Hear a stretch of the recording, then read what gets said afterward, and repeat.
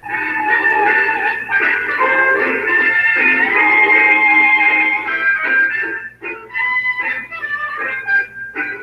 11:59 at Radio Free America, and this is Uncle Sam with music and the truth until dawn.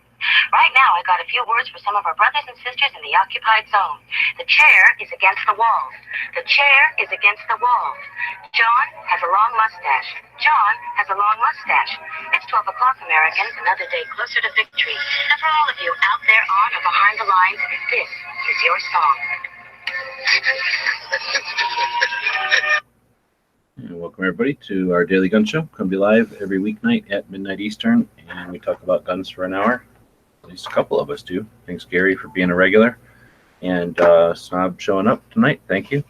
Then, of course, everything we do online is an effort in the interactive nature of this internet. So thanks to the people that show up and watch us live here. Just posted a quick update reminder, whatever, on the big channel.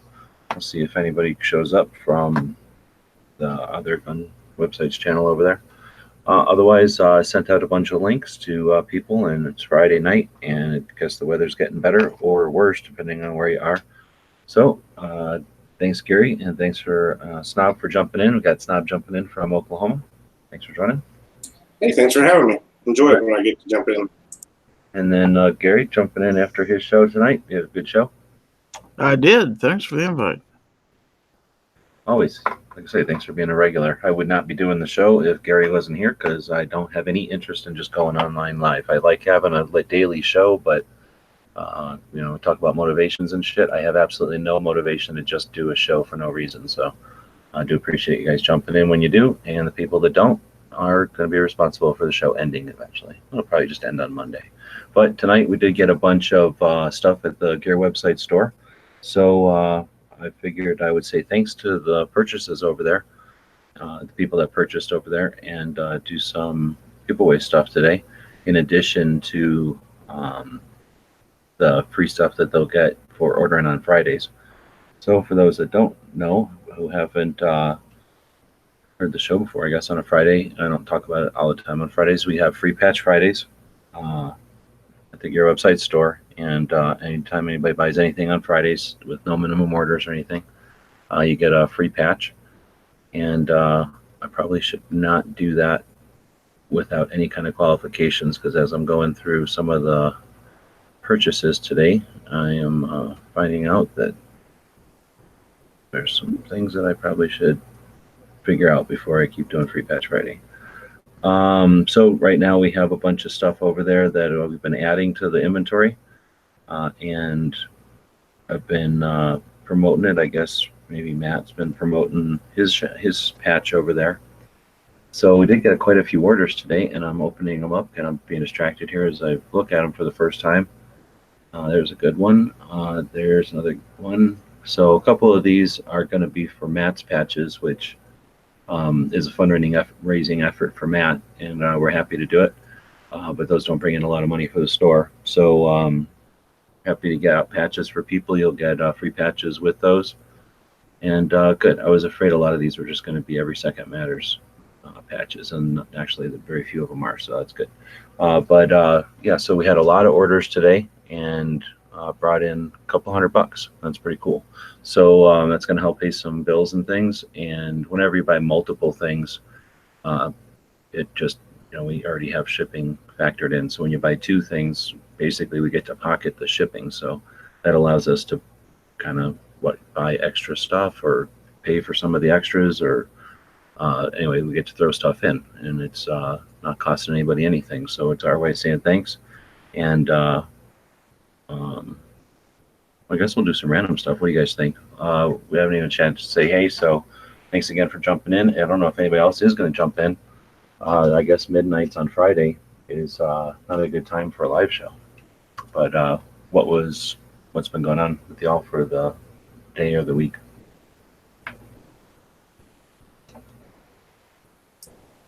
All right. I don't have much going on. I fixing to go out of town tomorrow, so just kind of worked all week. Well, not today. I have on Gary's show all evening. Hung around early, watched this morning. Yeah, I was too a little bit.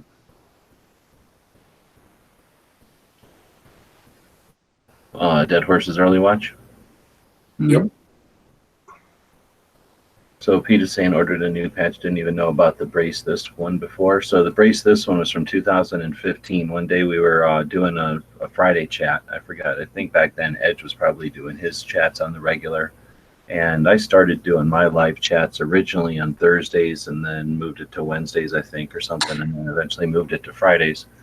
And so we went live at our normal time, and everybody was kind of getting ready to go to SHOT Show. This was January 25th or something like that of 2015. It was the Friday before SHOT Show. So the SHOT Show is usually Tuesday. Well, it's been Tuesday through Friday. And if you count the day at the range, it's Monday through Friday. So this was Friday before. So most people drive or fly or get to Vegas during the weekend and they're there for the show. So that means on Friday night, you're either literally en route or doing the last minute packing, saying goodbye, whatever circumstances are, getting ready to be away for a week. And that's when the ATF dropped a new interpretation of prior interpretations, I guess, a new understanding. And they said it was no longer legal to brace, to shoulder a braced AR-15 pistol. And I think it was actually just the AR-15 pistol back then, because that was really the only brace. This was like the second year of the first full year, like almost the anniversary of the brace being a legit thing you could buy. It was a new thing, still the SIG brace only, right? So I think there'd been a little, if I remember right, that was a while ago, it was a little back and forth on whether or not it was going to be okay to even have. And once they did, I think maybe even there was a little debate on whether or not it could be shouldered. Once they said, okay, go ahead and shoulder it, they then, on whatever, January 25th, by act of just a memorandum to everyone, an open letter, basically, they said, yeah, guess what? It's now a felony. It's a manufacturing a machine gun to move a pistol brace up to your shoulder. And they did that, as they say, as people were en route to the industry's trade show, the largest trade, one of the fifth largest trade show in Vegas, the largest trade show in the firearms industry.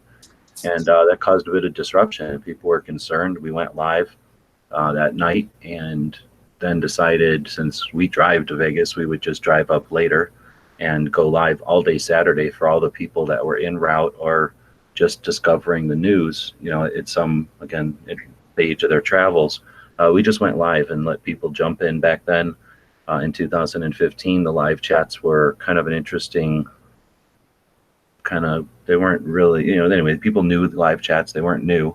It was 4 years ago still. So they weren't what they are today, but they were, a place that, and there was plenty of people collaborating and jumping into chat. So we left chat open for 8 hours. And during that 8-hour chat, somebody came up with the idea of doing a patch or something. So we whipped one up and got it designed and whipped out. I think we did a crowdfunding thing for it and had them made 100 of each color or something like that, 50 of each color, I forget.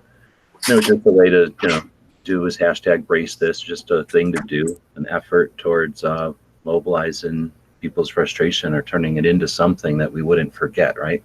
So it's nothing big, just a little token, but it was a symbol of an effort in 2015 to bring awareness to that and to never forget it and to remember it. So the brace this was a kind of an FU to that whole situation. Of course, since then there's been more to that story, but we only made the one run of those, and that was, I don't know, it was 15. So that was, we were a couple of years in doing patches and stuff. It wasn't, we still can't just make a patch whenever I feel like it, it costs money. So that was an effort in crowdfunding and some learning there. So neat patch. Anyway, I found some as I was going through the shelves and stuff. And if you grab one of those, only a couple left. So yeah, that's the backstory to that. That's what this show's about. I just grabbed one. Oh, right on. So with that, I guess we'll go look at the orders again. And we'll just, I gotta do this over here and try to count them.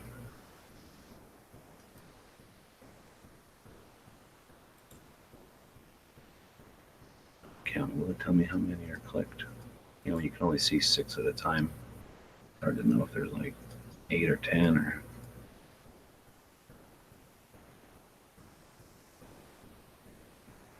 So what we'll do is do a quick random over here. And I'll just start at bottom. And let's see. How am I going to do this? Did I post any pictures of the new patch panels?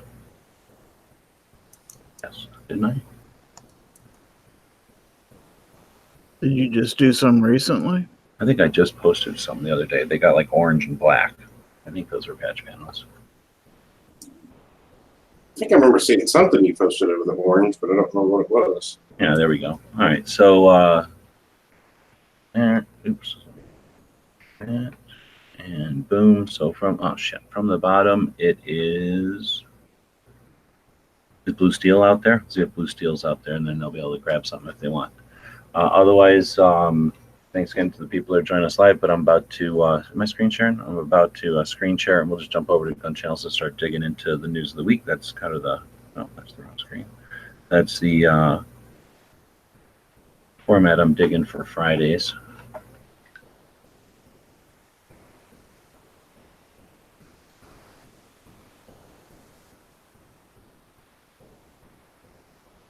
A bunch of people chatting over on Gun Channel side there. And then we'll drop that link over here. See if Blue Steel shows up live.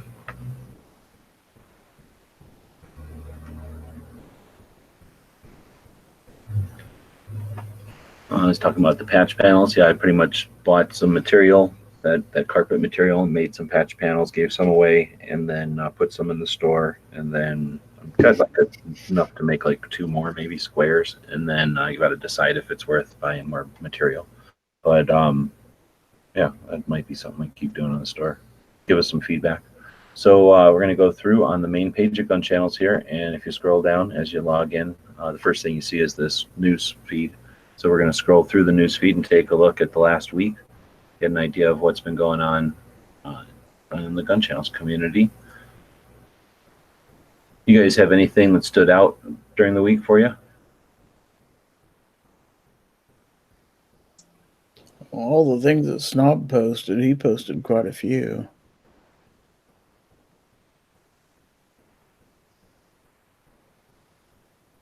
I'm trying to remember what all was on there. I don't even remember what was on there this week. All right, so then Clover's talking about his interview with Aaron from Blazing Swords. That's a pretty good one. That was just her on Gun Gals. That was pretty good. I think I listened to the Gun Gals one. I don't know if I listened to his one also. I don't think his was out yet. I think he said it's not out yet. Okay. It may be out on Patreon. I don't know. He releases them way early on Patreon on that. Yes, that was Sunday, so that's the closer. And then, that was him posting about Gun Gals. I got you. Okay. Then Patriot posted a thing because it's Memorial Day. So we have Memorial Day this week. Bedhorse did a Memorial Day chat. Patriot posted a few quotes here. Some lobby stuff. Clover did his chat. Robbie posted that Amazing Grace with bagpipes. Looks like a whole bunch of bagpipes. David's posting something about his shield in 40. Looks like intentionally left blank. Did their show this week? Yep. I keep missing that one. Probably because I'm in Matt's chat, I guess. Then we did just a short show for the Daily Gun Show that day on Memorial Day. Uncle Zoe was posting some stuff from a match there. Snob's posting this thing about the trigger on this Ruger. Yeah. Anything to talk about with that video? No, it's just a review of a Victory trigger. It's pretty cool, but it's nothing great. There's better ones. Videos in here. Light, Travis at the Big Pocket of. Of course, we have to see their video. Knives posting his chat. And California Parts Bill and Drops increase. So they're screwing around again. So I guess they're saying that you can't have the parts that are precursor to that precursor part. Yeah, I guess precursor parts to a gun, not precursor parts to parts. That would suck even worse. So it's like 80% is what they're talking about. I'm guessing, unless it means just parts kits, even. They might be going after just trigger kits and stuff. But I guess that'd be tough to differentiate between like a replacement part and a new part, I guess. So this is the WIC gun? This isn't the WIC gun, is it? No, that's not the WIC gun. That is the Faxon FX19. That's a pretty cool gun. It's their polymer 80 non-Glock. But the problem is it's really expensive. It's like $1,450, I think. So what is Faxon? They're like they're a gun manufacturer, or they make 80% stuff? Well, no, they're a gun manufacturer. Now, they started out making like barrels and stuff for ARs and Glocks and stuff, and then they started making uppers, and now they're making their own complete guns with, using 80% lowers licensed to them with their brand on them. Polymer 80 lowers. Okay, and then it's just basically parts that are meant to fit a Glock, but are their own parts, and then they put some. Yeah. I think all they made on this gun is probably the barrel and the slide. I think everything else is other people's stuff. Oh, okay. Now, were they at the KD's event? Yeah, he was actually there. Kurt from Faxon was actually there the whole time, shot with us and everything. And where is Faxon from? They're Ohio. Oh, okay. Cincinnati, I think. Somewhere in Ohio. It's Cincinnati or Cleveland. And Uncle Zoe changed the cover photo. I don't know how many of these things show up. I'm an admin, so I'm probably seeing things that are just. Yeah, I don't think I ever seen anything from Uncle Zoe.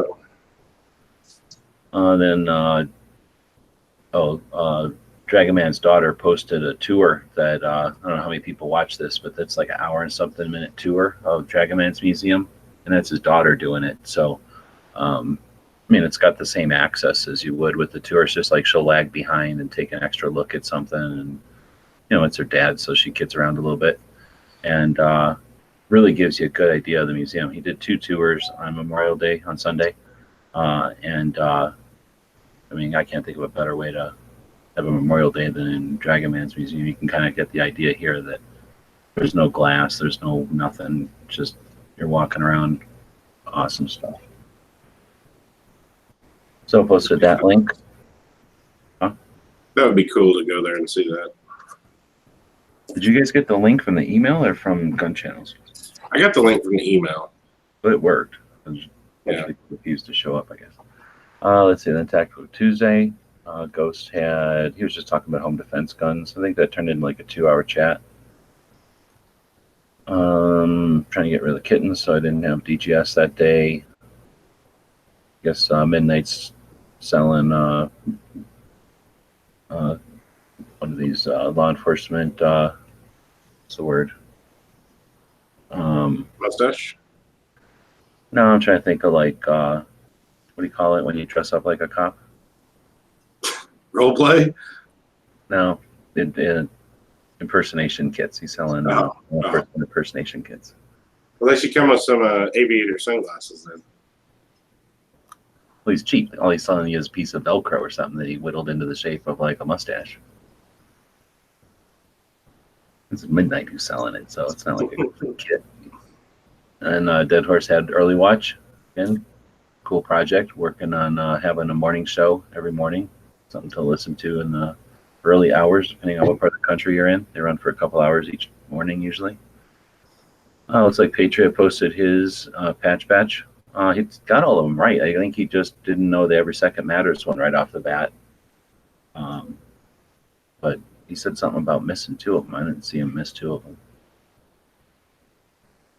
E Honda cleared his account and reposted it. He had made that first live stream, and I guess people didn't see it, so he tried to do this. So do you guys see this post from him? I think I saw that. Yeah, I think I saw it. We talked about a little bit like why that might be, and I guess he deleted the account and started a new one to check that out, and must have worked. So basically, when I built Gun Channels back in the day, it's kind of empty software. Like you get a clean, empty piece of software. It can be anything. The software is designed to be community-based, but it could be a Craigslist. It could be like an eBay type of thing. It could be, I don't know, lots of different things. You could exchange recipes on it. So they don't know what you're going to do with it. It has a lot of options, and one of them was like continents or something. It was dumb. It was more than countries. It was like Asia, Europe, right? And I was like, man, this isn't going to be an international site. So I deleted all that and put in things like shotgun and CCW and reloading and hunting. And I think a lot of people either don't bother with that, right, or choose a few of them, and I think that has something to do. Like if everybody chose CCW, they're going to see each other's posts, but if they didn't choose it, so it's probably something like that. But appreciate everybody's patience. We're not trying to be the next Facebook here. We're just trying to provide some tools so that we can create a community and have conversations like this one. Rick did his show on Wednesday. Been doing that for a long time. Thanks for doing that, Rick. I don't know if he's out there. He has a link tonight, but he doesn't usually stay up this late. Dan was complaining about losing more rights and infringements, or gaining more infringements. You know, he looks at it glass half full. He's losing rights, but he's also gaining more infringements. Isn't that a good thing? Mm-hmm. Night Strike's not here, even though he has an invite, but pretty sure that's Night Strike's opinion. You know, that's more infringements. Please be infringed, right? That's what he usually says. Yeah. Who's this guy? It's Gary doing his unboxing of the Patch Batch. Cool. Thanks for doing that. Not very many people did unboxing, so I'm glad you decided to do it. You bet. Let's see. Dead Horse posted the Daily Gun Show for us that night. Thanks for that. And then he posted this thing about this Cork TV show. I've never seen this TV show. Anybody seen this TV show? Never heard of it. Yeah, me either. I guess it was this guy who I've seen before, whoever that main guy was. This guy I've seen before. I haven't seen anybody else, but you've seen these girls, I bet. Those are the Double Mint twins. Remember them? So back in the day, there was like Double Mint gum, and all these youngins don't realize, but like this was a thing. Like these two girls would keep showing up. They'd be riding a bicycle or skiing or golfing. Double your pleasure, double your fun. Yeah, exactly. And I don't remember the rest of it, but it's something about Double Mint gum. Yeah, Double Mint gum, pretty much. Anyway, so I guess these girls started acting, and this was one of the jobs they had. Anyway, it's kind of funny. And then, of course, Cork is what they named this guy after, and I don't know why Cork named his channel that, but we'll throw back to Cork. Early watch again. Mr. Knives doing his daily show. So this right here is 10 hours of gun chat right there. Looks like 2 little posts or whatever, but this is 2 hours of interactive gun chat, and then this is 8 hours of interactive gun chat that you can just jump right into and be part of. That's what Gun Channel is all about. Let's talk about who's in these daily chats. We got people in these chats that are manufacturers and business owners that are working. We got people that are at their jobs and on their earphones or whatever and chatting on their phones and while they're doing their daily thing. We got people that are drivers and people that pretty much every job you can think of, right? People that create products and stuff that are manufacturing, fulfilling orders and stuff like that. We got people that are traveling. A lot of times people, when they're traveling, will jump into these live conversations. We've got people that are super old. Dano's out there. Bob, the oldest people on the internet. And then we've got youngins, got all kinds of kids. I mean, not little kids, but we've got young people that are, graduating from getting out of their first introductions with guns or, their first adult interactions, exploring the firearms community. And then every level of experience from that, new shooters, all the way up to people who've been shooting their whole lives or area or experts in different areas of interest. All come together and just chat. And whenever there's something important, a news thing or a problem or a good thing, it's the pipelines that everyone knows are there and they get full, and the methods of conversation and the friendships and the bonds and everything are there. And there's people that jump in once every couple of months. There's people like Flath and stuff that'll jump in, even though he supports this gun channels ever since the thing was created. Flath has been a financial supporter of this thing. He'll jump in every quarter or so. He'll jump in and chat and see how the community's growing and stuff. We got people that join daily. We got people like Knives that are in there for 8 hours a day. It's an interesting community. 6 years old and growing. We got Travis doing Caliber Corner on Thursday. I guess it's back to Travis doing it, not Night Strike. Then of course Sarge doing his show on Thursdays. So I'm posting this about these targets here. Did you get a bunch of these targets, or you're gonna get a bunch of these targets? No, didn't get them offered anyways. I posted that one with the cell phone. Yeah, the second one, the spinner. Yeah, I've posted that thing 4 times probably over the years, and this time for whatever reason people flipped out about it, thinking it's for cops to kill people or something crazy. But basically, they sell this, I don't know, design or whatever, target kind of layout for multiple. You can fast forward through that if not doing it to show it. Just so you can copyright me. I know you're listening. Now there it is. So he's got these different designs, and there's what you call shoot, and there's no shoot. So there's targets that are threats, and there's targets that are not threats. And the idea is that by randomly showing them to you, especially if you have multiple target stands, these allow you to work on the skill set of differentiation or identification, right? Deciding what's a threat and what isn't. And you can see there's consistency here. They're very similar shape or outline or whatever you want to call, like the silhouette. But then depending on their application, some of them have these like little bubble packs that offer target indicators so you know where you're hitting, offer a little bit of blood and splatter and stuff if you're trying to just have fun recreationally. But then you can see some of these are supposed to be probably like a bomber with his hands like on some kind of a trigger. Then you've got that cell phone one. There's the firearm one we saw earlier. But I think they've got like, 6 or something different kind of designs. And they're all supposed to have this similar layout so that as you go through, let's say, a shoot house or a Hogan's Alley or some kind of a scenario, bays or something, then these are all going to be fairly similar. So it's not like one's green and the no shoot is always blue or something. Like it's just to give you a chance to have to discriminate the target, and ideally quickly, right? I was just gonna say, you almost saw it right here. You can see me outshoot Michael Woodland. Just saying. I did happen to win that contest. So I think these are kind of interesting targets. I mean, there's all different kinds of targets for all different kinds of reasons and stuff. But anyway, that cell phone one is neat. But I don't care about the plastic stuff on there. That makes it seems like you'd have to have a lot of bulk if you had a bunch of those. But just have them in paper where you can roll them up. I like the design of these targets, the black and the white. Anyway, the biggest problem I have with them is the targets themselves are like $15 a piece. Oh, really? Well, that's expensive. Are they like plastic or something? No, they're just cardboard. But you can use any target you want on them. But well, in the display thing, which is like 300 something bucks. Well, he said it was $3.99 MSRP, but I found it under $300 on Amazon, like $2.99 on Amazon, with the target stand and the remote and everything. And it's got a brain, so you can decide what you want it to do if you're like an instructor and you're running people through a drill or something, but you can also set it to random, right? Yeah. That's kind of neat. It's completely random if you want it to. And it has time. You can set the time different. You can set it for holstered, unholstered. Now, as a Marine Ghost, when you look at something like this, do you just know you're going to end up shooting it up here and breaking it? Or is that just like, is it like inevitable, or do you like plan on it? I mean, when I see something like that, I mean, how can you not want to try to break it? That's what we do to break things. So it's inevitable.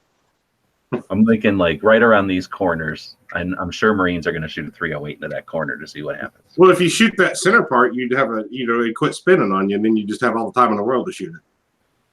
Yeah, but anybody can break it easily. They're going to figure out cooler ways to shoot it, break it. Or like if they shoot it like down here somewhere, like a pelvis shot, it'll knock the whole thing over, and then you might break it also. They'll figure it out. The problem is we're not very good shots, so I can try to like break it, but I'll probably miss it anyways. Well, your reputation say otherwise, but whatever. So anyway, thanks, Ghost, for jumping in. Looks like Clover snuck in with you. Got to remember to close that door right away. Yeah, you can wedge it open with a rock or something. He's going to get in here. But thanks, guys, for jumping in. So then we get to Clover. What do you know? Look who jumps in right when we're about to hit his show in the list. That's good timing, man, wasn't it? How was your OBS show yesterday? Oh, great. How was it? Oh, that was mine. Yeah, the OBS. It was good. I mean, I don't want to do OBS, but I mean, we all have to eventually. I was playing with it a little bit, but I haven't uploaded the new one yet. I discovered that I'm using a super old one, I guess. And I realized since you're recapping the week and going through there, I haven't linked up the podcast from today over there. Shame on me. No, exactly. I didn't even know you did a podcast. I figured you were off the internet. I didn't see nothing over here. Right. Yeah. Figured I'd retired. I know. There you go. There's the end of Clover. So then again, Daily Gun Show last night. I guess I didn't post that. Thanks, Dead Horse. And then posted his early watch this morning.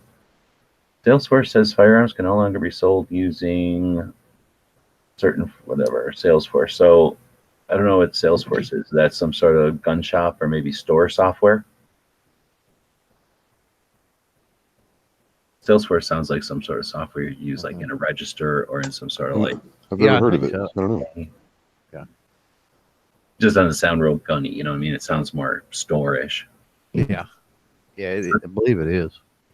Dead Horse posted this. I don't know why, because it's in Georgia and he ain't. But I guess you're allowed to post stuff from different states. It says gun law seminar, Saturday, June 8th, from 9:30 to 12. So barely 3 hours. You just protected your life. Now you have to defend it. That's interesting. It's a good way to summarize it, I guess. In the split second that a life-threatening incident occurs, will you be able to remain calm and react under pressure? Bring dad, food, giveaways. What do they say bring dad for? Is it about to be Father's Day or something? Yeah. Is that Father's Day? June 8th? Oh, okay. And then it'll say, our event will feature experienced attorneys, law enforcement, and other firearms professionals who cover a wide range of topics, such as the castle doctrine, the justified use of deadly force, where you can legally carry, and what to expect when law enforcement arrives, and much more. Interesting and timely, depending on what your focus is out there. So that's from Dead Horse, and that's in Georgia, Marietta, Georgia, which, why does that sound familiar? I think that's right outside of the big one, Atlanta, right? Marietta, I think that's where Gunbroker is, or it's where Tapco is. It's like, I think it's right outside of there. Then we got Knives doing his chat this morning. Yep. And Patriot posting something about Michigan. Let's see. On 24th, Michigan House of Reps voted 90 to 19 to pass 4434 to reduce the penalty for law-abiding citizens who forget to renew their concealed carry pistol license in certain blah, blah, blah. So when we had that in Arizona Citizens Defense League got that for us in Arizona prior to constitutional carry, and they called it the dog ate my CCW. And that meant that as long as you had your CCW, you didn't have to have it in your hands anymore. And if it expired, it wasn't like you were a felon immediately. Like if it expired at midnight and you were out till 2 a.m., you didn't become a felon for 2 hours. So I'm glad to see, Michigan doing that as well. 90 to 19. That doesn't even sound like there was any debate on that. Well, they passed it as soon as Smeggy left the state, so that might be something. Oh, that's a good point. They're like, oh, well, now we can relax. Free patch Friday. So today, buy stuff, you get a free patch. Did Blue Steel ever show up? Let's go see if Blue Steel ever showed up. Anybody been watching the chat? Did he ever show up? I haven't seen him out there. Well, there's no rules, so I'm going to go over here and hit another one. Let me make sure there's not another. Anything else came in?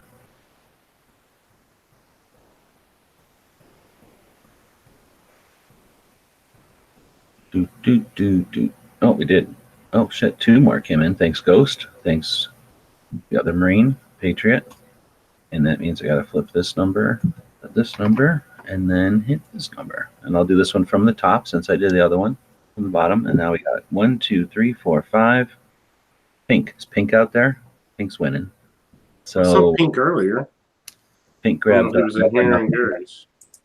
He grabbed a Never Enough Ammo patch, and so what we're doing with that is it's $25, and $20 of that is going to go to Matt for doing whatever the hell he wants to do with it, and then $5 sends it to you.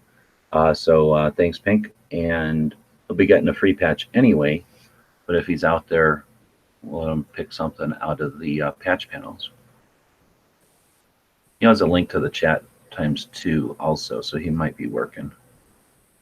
I usually send out links and then I PM the people that don't always check the email. Anyway, so I think we can wrap up wherever I'm at. I can wrap up the rest of the week since we're there. Budget did his show tonight. I thought he switched until Sunday. Not yet. I forgot when he said that was. I think it was 2 weeks, wasn't it? Yeah, I think Sometime in June, yeah. Okay. Then we had Gary's show. Number 30. You're on 30 episodes of Foul Territory already? Yes, sir. That means that if you sat down and did Foul Territories every single day, you'd have done a month of them already. Yeah. If you would have not eaten during Foul Territory days and then put them all back to back, you'd be dead of starvation by now. I know. Glad you didn't decide to do the show that way, because then you'd be dead. You'd be dead. Anyway, that's awesome. 30. Did you do anything special for 30? Because like the G30, the Glock 30? No, we didn't do anything like that. We just basically talked about social media. That was our theme for tonight. So Seems like a missed a real opportunity. You could have gave away like a PMR 30. You could have gave away a G30. You could have gave away a Ruger, what those things called? Mini 30? Mini 30. Could have gave away 3 different guns tonight, Gary.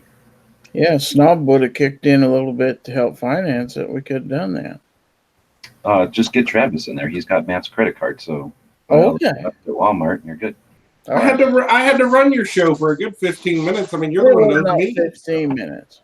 So the great thing about a Mini 30 is, you're in California. You don't have to worry about a lot of things. That's a good, 7.62 by 39 California compliant.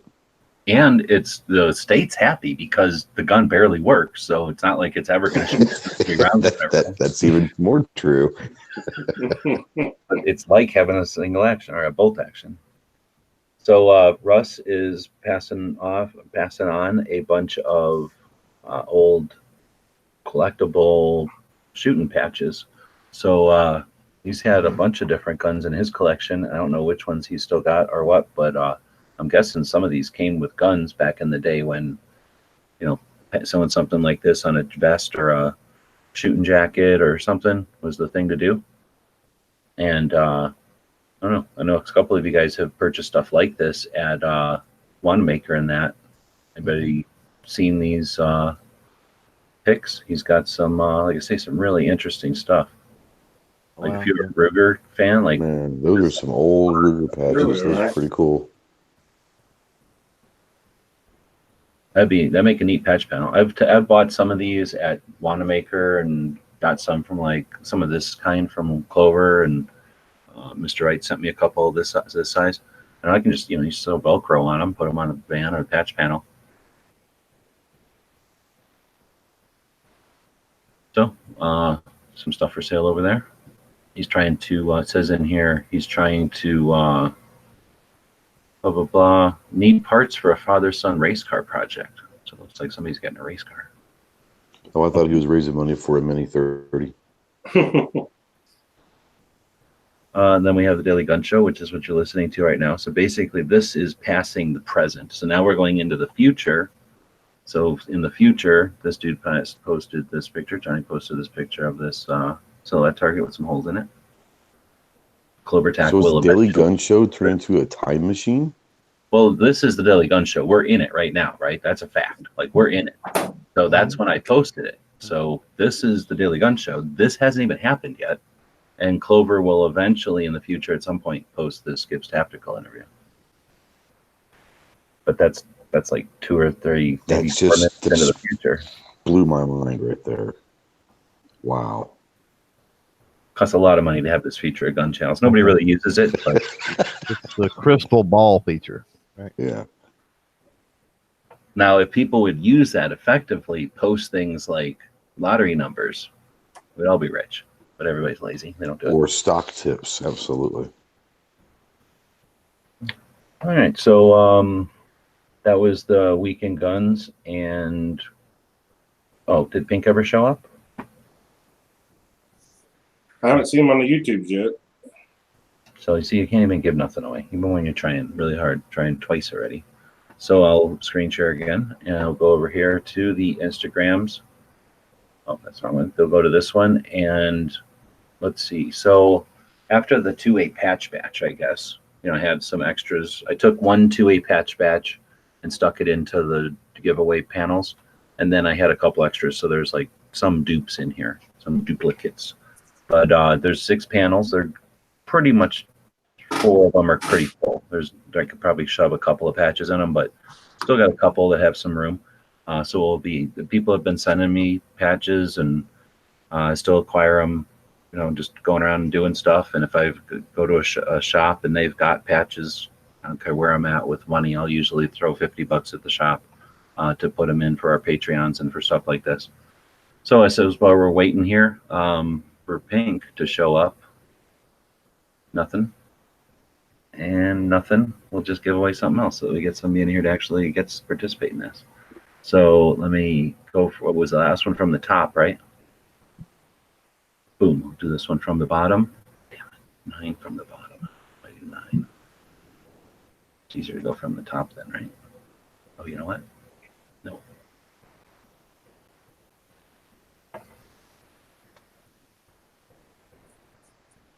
Boom. DTP. That was easy enough.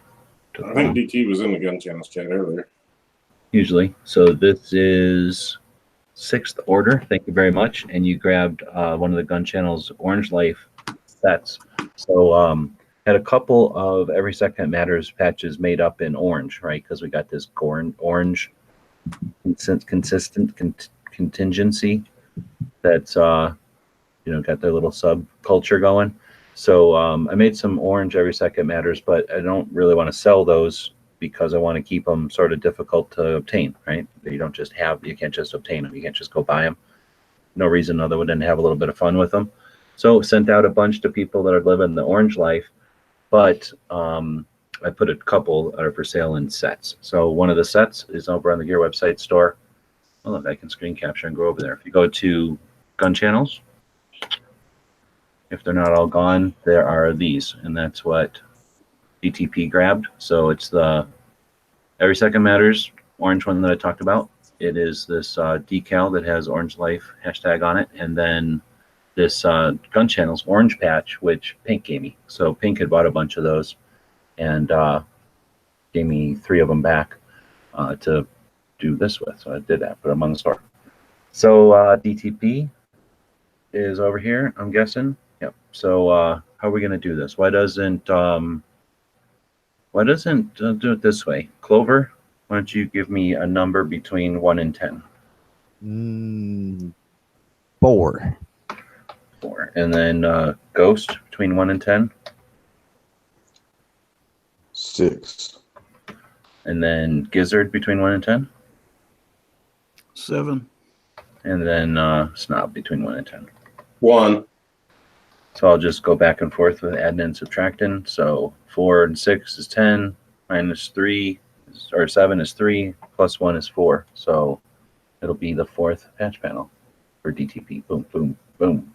4th patch panel is kind of a random one.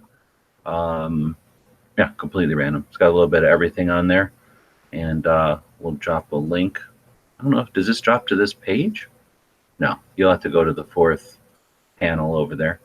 And then let us know which patch you want. And that one will be included in the stuff that you purchased over at the Gear website store today. Let's see. So we've got a couple of 6 of them. Does anybody know what this little lower is? Mm-mm. That's Or not neat. the company either. But I think it's neat. Yeah, exactly. So I don't know. What would you think? Could you think that somebody could put together enough patches like this to have like a different upper, a different lower, different stock, pistol that grip, would be neat. That'd be awesome. and then have like sort of like those little dolls where you change the colors out? That's a genius idea for an AR company for like a few Well, years. someone at PSA needs to have thought of that before, I Yeah. think. But if they did it for like a few years and give one away, each SHOT Show a different one. Well, you'd almost have to sell them as like sets, like I don't know, like receivers, and I don't know. But anyway, so that I don't know if it would work because there'd be a couple of long parts, and we know from these 2 patches that long ones aren't exactly cost effective. But but it would be a way to accomplish a big patch out of little patches, right? Well, they could be SBRs. Yeah, I guess that's true. Or just the barrel piece separate, but that would be a heck of a lot of pieces. But anyway, an interesting concept. I've seen a couple of patches like this, but this is the first one I've got. I think somebody gave that one to me. I don't think I found that. I think somebody sent this to me. And then same thing with this one. I'm pretty sure either Mr. Wright or Ohio, or somebody gave me that one. They found it at a show someplace. Otherwise, this one has one of the layouts for the rifles. I thought was neat. One of the reasons I even did the rifles in the first place was because I had done the revolvers, and I thought it was cool to put them in a triangle around the skull. And I was like, what would happen if I put rifles around that triangle?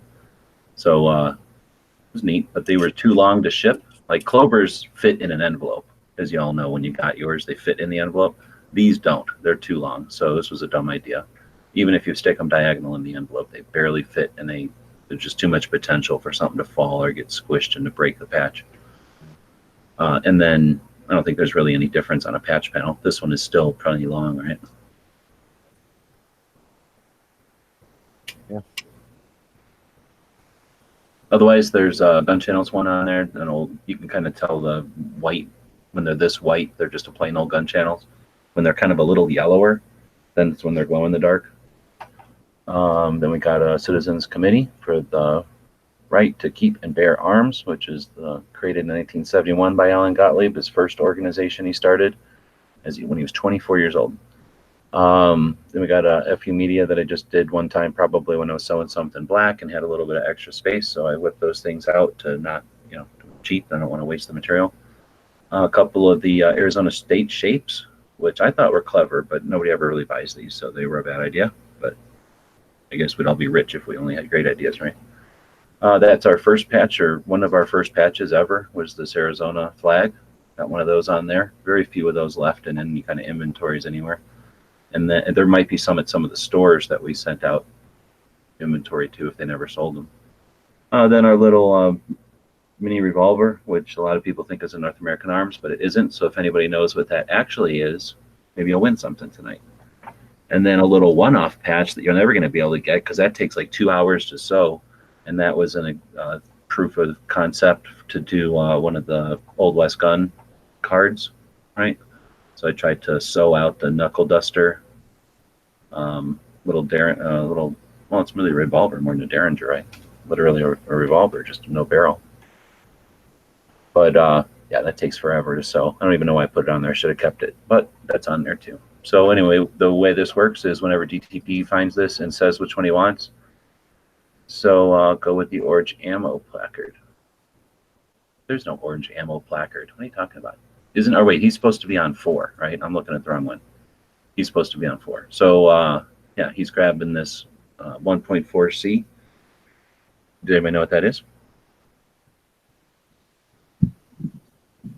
1.4 with a C and a 1 underneath it.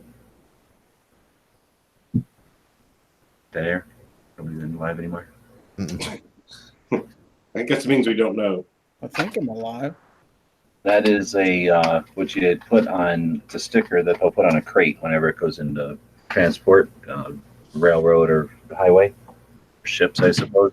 And that is an indication of the flammability or the hazard rating of the contents of the package. So 1.4C is small arms. That 1.4 I think is all munitions, but the 1.4C is stuff that even if it's on fire, it won't explode. It's flammable, but it's not a danger of just exploding. It's certainly not a danger of like exploding if you drop it or anything. So it's fairly benign, whatever. But anyway, I'm sure people have seen it before when you buy like 1,000 rounds of ammo sometimes. If the crate was on the outside of a pallet, you might have one of these, to designate the whole pallet or something. Sometimes depending on what you buy or what quantity, every box might have one of these things on it. So I thought as far as gun type of things, if you're going to be wearing your shirt or your jacket, I guess, or your hat or something in public, and you're maybe at work or school or something where you don't really want like a revolver or even an AR-15 lower, patch or some kind of design, but something like this, I think most people are probably going to think that's some kind of a marathon thing or some kind of a car thing maybe, or an engine thing. But they're not going to pay any attention to it as a gun thing. But gun people are going to recognize it and maybe give you that like nod, like, oh, cool, like I understand what that is and get it, even though you're here in the, government building or school or something where you're not supposed to acknowledge guns. Anyway, so that's one I've been wanting to do for a while, or I had been wanting to do for a while. So originally we sewed them whenever I first got the machine. It was one of the projects that we worked on, and then they were like medium successful. A couple of people bought them, so I think we originally did a little Ranger eye. It was my first Ranger eye, I think, and they didn't sell it all, so we didn't make them again. But I really like them. I'm a big fan of stuff that doesn't really scream gun, but gun people might know what it is, or some gun people are gonna know what it is. So anyway, that's cool. So that since he said he's sticking with the Orange Life, he'll grab that one, and that that's how it works. He picks a patch, and then I'll stick that in with the stuff we ship him. Did Pink ever show up? I haven't seen him. Nope, no show. All right. Well, where do we take it now? We've talked about the week and given away a couple of things. Depending on how long we'll go, we'll keep giving stuff away. It's only 14 people watching, and about that many people bought stuff today, or something like that. If people buy stuff, it might go up, but pretty good odds winning something. Winning stuff from there's Pink. Patch panel. Oh, okay. So I don't know if Pink can click a link or not, but I'll drop the Instagram link over there, and let's just go through that again. So why don't we go backwards? Let's see. I want to patch an early watch on care websites today. Can I pick one now? Possibly. Wait a minute. Pancakes is claiming that he won something on early watch. Dead Horse isn't even in here. Anybody could claim they won something on early watch. I don't even know what he's talking about. So Pink, yeah, you won something earlier. So if you want to use that link to go check out Instagram, or I'll flip through. This is the 6th panel. Oh wait, we're gonna figure out which panel you get to look at or pick from. So I'll go backwards. Snob, give me a number between 1 and 10. 7. Gizzard. 3. Ghost. 2. And Clover. 5.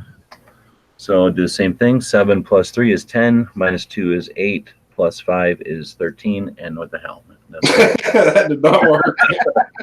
So divided in half is 6.5. So you can choose one from either 6 or 5. Pink, how about that? So he can either choose from panel 6 or 5. So we kind of just went through 6. Dig into 5 real quick. It is another kind of random one. It's sort of some green ones. I think that's how I started doing it, sticking some green ones over here. And then it sort of expanded. So this one's kind of neat. Microsoft one. I don't think you'll see that on anyone else's patch panel ever. I'm almost positive that one's unique. You won't get a Microsoft patch on other people's patch panels. Mullen Lobby Industries. This was one of the first vinyl ones I got. Huh? Did the Microsoft come off of binder? Yeah, off of the Action Pack binders. Remember those 3-ring binders? Yeah. Mm-hmm. Yeah. Just figured out I could pull them off of there, and then I should have done that back in the day. I didn't care. I do the same thing with my Dickies stuff. Like I don't like wearing advertising for people, so whenever I buy something that's Dickies, I'll just cut off that little tag. Sometimes it's leather, or Carhartt is sometimes leather, and Dickies is usually a piece of fabric or something. But just sew Velcro on it and stick it somewhere. I don't know if anybody has any questions about these. So these are a bunch of ones. We got the Flat Earth patch. Not a lot of people have that on their patch panel. We got that one in Wisconsin. Number 4 here is, again, sort of some random ones. I think I started with some orange ones over here and some white ones, and then it kind of turned into this mess. That's definitely an eclectic mix of them here. Ghost, pick one off of here that you think is interesting. That's another Action Pack one down at the bottom. What is up on the very top? See the G? What's like next to the G? It's like a red circle with. Literally, that's just talk about. That's just the Dickies tag that I sewed Velcro on. No, the one next to that. This one here? Yeah. Oh, that's the what do you call the AK-47, the Kalashnikov Buyer's Guide, the AK-47 Buyer's Guide.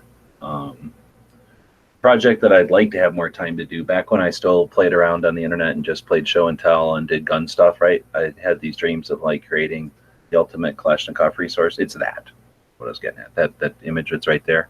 Oh, okay. I got Shitty version I sewed. So it didn't come out in great detail. It'll need to be PVC if I'm ever going to do it. But anyway, the Kalashnikov Buyer's Guide or the AK-47 Buyer's Guide is just a project that I'll do whenever I'm old and we already have secured, like, we've gotten rid of the NFA. But I don't feel there's any time to worry about stupid shit like that. We need an NFA to truly appreciate and have fun with. So anyway, it's sort of a project that's on hold until we get rid of the NFA. Then we go to 3, and we got another kind of random one. So this one, just another completely random. I think I started out with some of the. No, this is just completely random. Gary, anything you want to look at on this one? That Mission 263 looks cool. That big round one. Oh, okay. Yeah, this one is from a place called Battle Patches, and they did. I don't have them anywhere because I kept them, and then I've already given a bunch of them away. But they took "Steal Your Face," which is a Grateful Dead image. It's like that skull with the lightning bolt in it, and he took the lightning bolt out of the skull. He completely ripped off the rest of it from Grateful Dead, whatever, and then instead of the lightning bolt, he put a peace sign, and then it says like, let's see, it says something about bombers, like something about. Something to the effect of "fuck you, hippie" or something like that, and it's got like a bomber in there as the peace sign. Anyway, I thought it was kind of interesting, and I didn't want to buy one because I don't like buying stuff that's ripping off the dead. So I just asked the guy, "Hey, can I have a couple?" and I'll do videos on them. And he said, "Sure." And then he ended up sending me. I don't think it was his entire product line, but he sent me a bunch of stuff, and I've been using them as giveaways over the years. And it's called Battle Patches. Mostly, though, what he does is makes really, really nice, well-made, like good quality patches for units that don't normally get that kind of attention. And I think some of them are maybe like not official units, but like, people that appreciate a type of plane or a campaign or something. So sort of like non-official patches. But to be honest, I don't know. He just sort of does some military or Air Force themed patches that are super well made, very, very well made. Did Pink ever say what he wants? Yeah, he wants a Yankee one. A Yankee one. I thought there was a lot better patches than that on there. Stocking up on eBay material or something. Mm-hmm. What did he say? 4 or 5, right? Did he have 4 5 or 6? 6? 5 or 6. Okay, so Yeah, there's 5 not and 6. 6. There's no Yankee one on 6, but there's a Yankee one on 5. So I didn't know if he meant this one or if there was because I do have a couple of Yankees 2015 patches. But no, he's going to get this one then. Yeah, right on. So that one, obviously, because all kinds of things won't be available to anybody. So you just grabbed one. Let's see. What's one? We were on this page before. So now we're on this page. Oh, we were on that page. Now we're on this page. This page, however, has more meaning. This is the. I don't have every Gun Channels patch on here, but that was what this page started as. So we've got. What am I missing? I don't have Sarge's on here because he only sent me one, and I want mine. So, I don't have a Sarge. Yeah, there's a Sarge. Yeah, but I made that Sarge. I'm talking okay. the PVC one that he had made. He'd only sent me the one, so I don't have a PVC one of his. But let's see, what else am I missing on here? I only had like 2 of your giant square ones, so that one's not on here. But you got a couple on here already. Well, those are rare. Gizzard, he's on here, and well, I don't have Yankees old ones on here. I could put one of those on here, but anyway, you can see there's a bunch of Gun Channels people. We got Dano's Crazy Radioactive puppy icon. We got a wrong color Patriot one of the variations I did there with the black outline instead of a blue outline, playing with the colors. The Gun Gals, that's the bad one, I guess, the old logo with the green or with the yellow wreath on it. They don't have that anymore. Does anybody remember Concealed Carry Nation? Mm-hmm. So back when Marco was just a little pup, he was just a little kid on the internet with just a couple of thousand, or on Instagram with just a couple of thousand subscribers. This guy called Concealed Carry Nation was also growing on Instagram. So when him and Marco got together on Gun Channels, they exchanged a lot of insight. So imagine if Clover and Ghost were talking about podcasting in front of us, it would be like watching that, except it was Concealed Carry Nation and Marco talking about Instagram strategies and stuff. So I can't imagine where he's at now. Go look him up, Concealed Carry Nation. He was active, like He's still out there. he's still out on Instagram, you mean, or in the chat? No, on Instagram. Yeah. But as far as Gun Channels, he would come around in the daytimes. For a while there, we had a really, really active daytime chat that was like a productive. Like people were in there talking business during the days, like getting the kind of chats that Clover has on Thursdays. For a while there, that was happening midday in Gun Channels every day. And that's when Concealed Carry Nation would jump in and like kind of talk shop when he could. He had some kind of a computer job where kind of fits and starts. He had time and then he had no time, right? He either had a lot of time or he had no time. And kind of like very much like Jeff from Gear Report, doing his thing competently, but then also doing his own thing with his wife and kids, full time. Definitely doing this separate, but competently. So it wasn't just like a side hobby. It was like a well done gig. And he had explored doing some like Kydex bending, making wallets. Ever seen those little clamshell wallet type of things they make, Snob? Mm-hmm. And a couple other things, trying to explore creating products and then take his Instagram efforts into something larger. So it was definitely a good time chatting with that guy. And you can see that patch was one of when I first did the AK-47 playing cards in whatever year that was. I used I thought I was using profit from that. So I bought this sewing machine, and then it turns out, oh no, there's not profit just because you have money left over at the end. They still want taxes and stuff, and like there's still things to pay for 3 months later, right? So anyway, I bought the sewing machine back then, and that was one of the first efforts at trying to sew on it. They basically look like the equivalent of drawing with your like left hand in crayon compared to what we can produce now, but it is what it is. That was one of our first attempts. So one of the first things we did with the machine is make everybody's logo and send them out to them.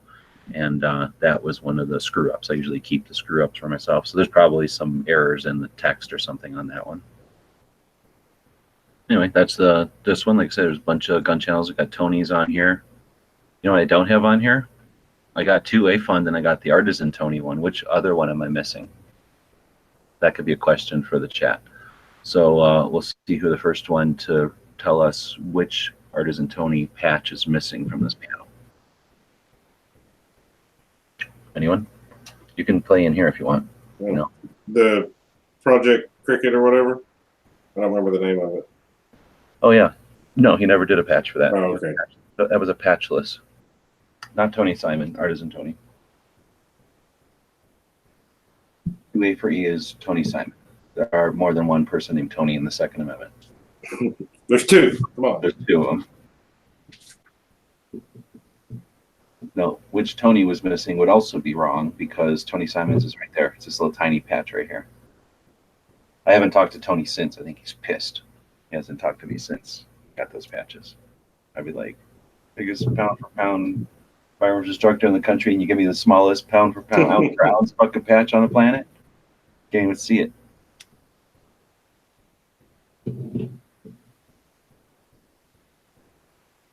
What's his website? Who's You were just being ironic. Night Strike Midnight Range is, or not Night Strike, Dead Horse. I don't know where Dead Horse is at, but Midnight is claiming that Dead Horse is giving away patches, so he's trying to scam using Dead Horse as a reference. There's two of us in here that could verify that, but I'd hate to. That you were on Early Watch? Yeah, so was Gary. And what happened? Is this legit? Something like that. I'm pretty sure he told him he could pick whatever and Dead Horse would send it to him from your website store. Oh, that's a hell of a lot different than the patch panel, which is patches that are out of circulation, rare, or completely one-off. something from the store is a totally different thing. I think that's what I understood. Wasn't that you? What you understood, Gary? So he's taken a kernel of truth and looking at it in such a specific, hand-picked way that it turned into a fiction. Whenever a dead horse shows up, then we'll know the real deal. Okay, so that was the second patch panel, or the second one of the 6, and then the last one is this first one, which is sort of the gun show loophole patch panel. So it starts off with the van there, and this one from Megatron Morale that did this priority snail mail thing. I thought was funny because the van comes from the post office. So I like post office stuff. I got these post office patches in Las Vegas at a gun show one time, and they're like all crappy around the edges, and like you can see it doesn't quite say mail. So I took the best ones and put them in the van, and then the rest of them are going to go out on the free stuff like this. I like the do not pet one. That's pretty awesome. Yeah, so that was from a really cool gun surplus store in Wisconsin. I was heading up to St. Paul, and on my way up there, what was I working on? I was working on a project, and hung out in this one, Madison, Wisconsin? No, some other town in Wisconsin for a little while. And there was this surplus store, and they had like, I think it was, those British ammo cans that the whole top comes off of. They're almost like a Foot Locker because they're really wide and flat, kind of a chocolate brown or a coffee brown, and the whole top comes off. So they're about a foot by 2 foot, and then maybe 8 inches deep. It was a giant ammo can like that, just full of weird patches, and a whole bunch of these are from there. Like that Do Not Pet is from there. Nothing in here. This Service Dog is from there. That Habib or whatever that says, that one is from there. Just like weird stuff. This Peace, Love, and Unity and Respect is from out of there.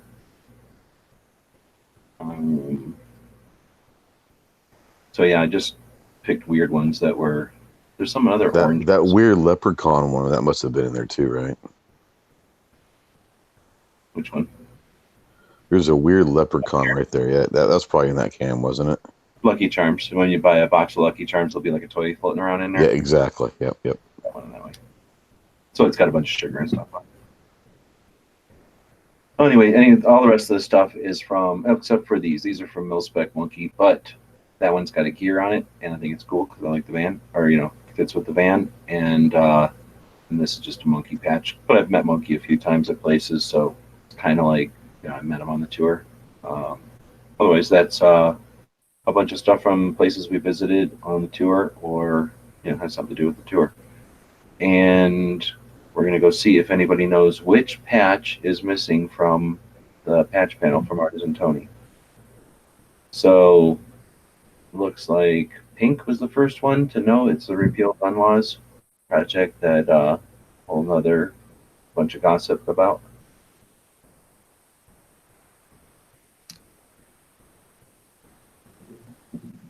Oh, look at this. Yeah, it was supposed to be off Gear website, so he knew right from the get-go, right? But this is where he's like, and here's why I lied. I figured I'd take one of those old dusty patches off that you can't sell.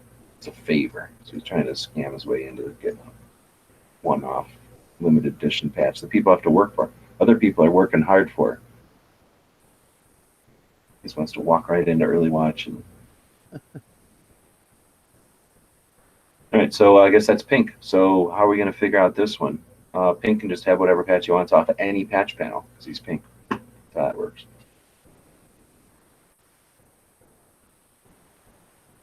Anything else we're doing tonight? Oh, look who shows up. So what's the story? Are you being scammed here? You've been taken advantage of? You offered something out of your own goodwill and you're being abused? Ed Horst from Utah. Okay, what's that? What am I being abused over now? Now you probably aren't even aware of this, but you're trying to do good things for the Second Amendment in the community by doing an early watch show, and you can't. You're trying to invite whoever, and then I guess Midnight came in and somehow did something to your show, and somehow got some sort of angle where he's got something on you, and now he says that you were forced publicly to give him some sort of a reward, and that was something from the Gear website store. Is that? Oh yes, exactly. He does get to choose something from the Gear websites over there. Okay, so he's obviously got something on you, and now Yep. he's using this to get some sort of payback or some sort of extortion out of you. Now that was from the store. We had no prior arrangement from the tactical quiz panels, so he's trying to just Oh, he's trying to pick off the panels? Yeah. Oh, yeah, no, I didn't say that. No, I said the gear website store. Yeah. Uh-oh, somebody got in trouble. Yeah, we've got lawyers for this, so yeah, we'll take necessary legal actions pretty much right now. We're already making phone calls, so. Yeah, no, I clearly stated he got to go over to the gear website store and pick any patch over there he wanted. So Warthog 71, why does that name sound familiar? Is there more than one Warthog? Is that our Warthog or is that some other Warthog? No, that name is familiar. I think that is our Warthog. So if you, Andrew is saying he's trying to promote Warthog 71 channel. Number one, you got to put the link to the channel because that could be, that's too vague. So we have a Warthog on gun channels. He was actually involved with the Repeal All Gun Laws project, if I remember correctly, with Dano and Artisan Tony and a few others. So Warthog's been around since 2013. I think he was here when we built the place. So I don't know if you're talking about him, but he's more like he's I don't believe he ever had a channel, creating content type of thing. I think he joined into conversations and stuff, but I don't think he was creating content. Yeah, this channel is only the oldest video is like 8 months. Oh, okay. So it's probably somebody different. But I will make a suggestion since Andrew seems to know the guy or whatever. Turn his subscribe count on. Got it hidden. Don't like that. Oh, so in other words, when you click subscribe, it's not going to give you a report of how many people are subscribed? All right. So why do you think somebody would turn that off? You get people that get weird, and then some people don't know, but that will hurt you if you turn that off.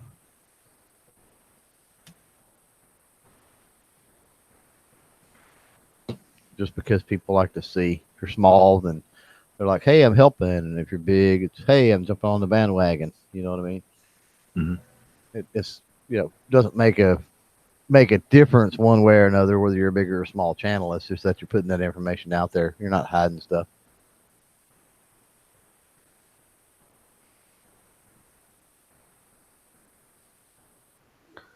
G Money, I've got to go to bed, but thanks for having me, man. Yeah, thanks for jumping in, man. Yeah, I'll be Later, good. guys. Later, guys. I did put the Warthogs link out there, though. Yeah, I was just going to say, we did put the link out there, so anybody wants to can go join. Got 90,000, coming up on 90,000 views.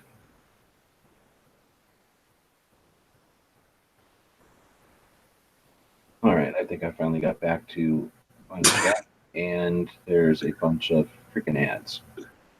Oh, man. Pink's after midnight. What is that? He was going to pick a Fud Life patch, but he's kind of leaning towards a certain bunny patch now. Uh-oh. So we're going to find out, I guess, eventually, what Pink is going to pick.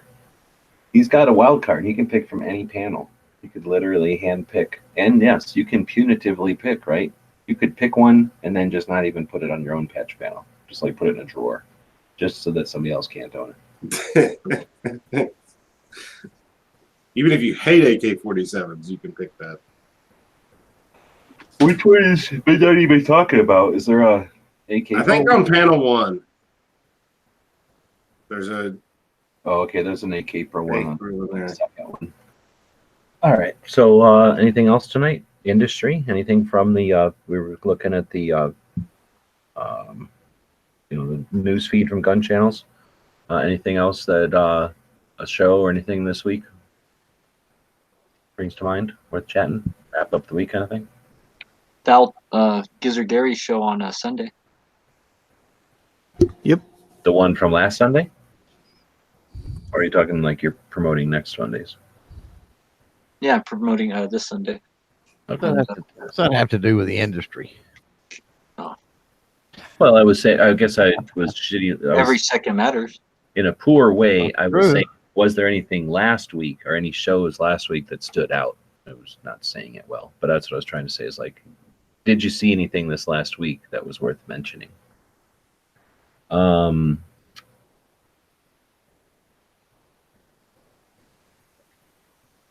mean, last week blew me, not this week, but last week blew me away with that Ed's Manifesto channel. Like, I've just been Right. absorbing the shit out of everything he posts on Instagram. I'm blown away by. Really, really, really like that guy's thing. Right. This week, though, this week went by pretty quick. For me, at least. How about y'all? Been having a lot of stuff going on, or has it been dragging? No, it's went by quick for me as well. Snob's training. Did you guys talk about Snob's training class that he went to? And that was industry, right? Definitely. We talked about it a little bit, and I'm thinking Tuesday of next week I'm going to try to get everybody together, but it could. Is that what they were thinking, Snob? Is that what they was thinking? I think that's what you said. You said Tuesday or Thursday or something. Can't be Thursday. I'm sure I've got something on Thursday, but no, I know I have something. I got the NRA thing on Thursday, but it's tough. I don't know. Maybe that Clover should do a whole show on this, and it would be interesting. A whole nother topic, but yeah, it's definitely interesting to try to get a week's worth of schedule. Like, it's basically impossible because you can say hey to someone, like, hey, out of nowhere, are you interested in chatting sometime in the future? Sure. Or no, go fuck yourself. Right. And then, okay, sure. Then great. How about next week? And here's a day, or here's 3 days or 2 days, right? You give them either one choice or a couple of choices, and they either say yes or no, right? So, you start trying to do that little dance with 5 people. It'd be great if you knew 5 people were going to say yes and fall right into slots, but you start getting, oh yeah, Wednesday's great, and then the next person says, yeah, sure, Wednesday's the only day I can do it. And it's like, Yeah. so Yeah. it's getting That's to be why.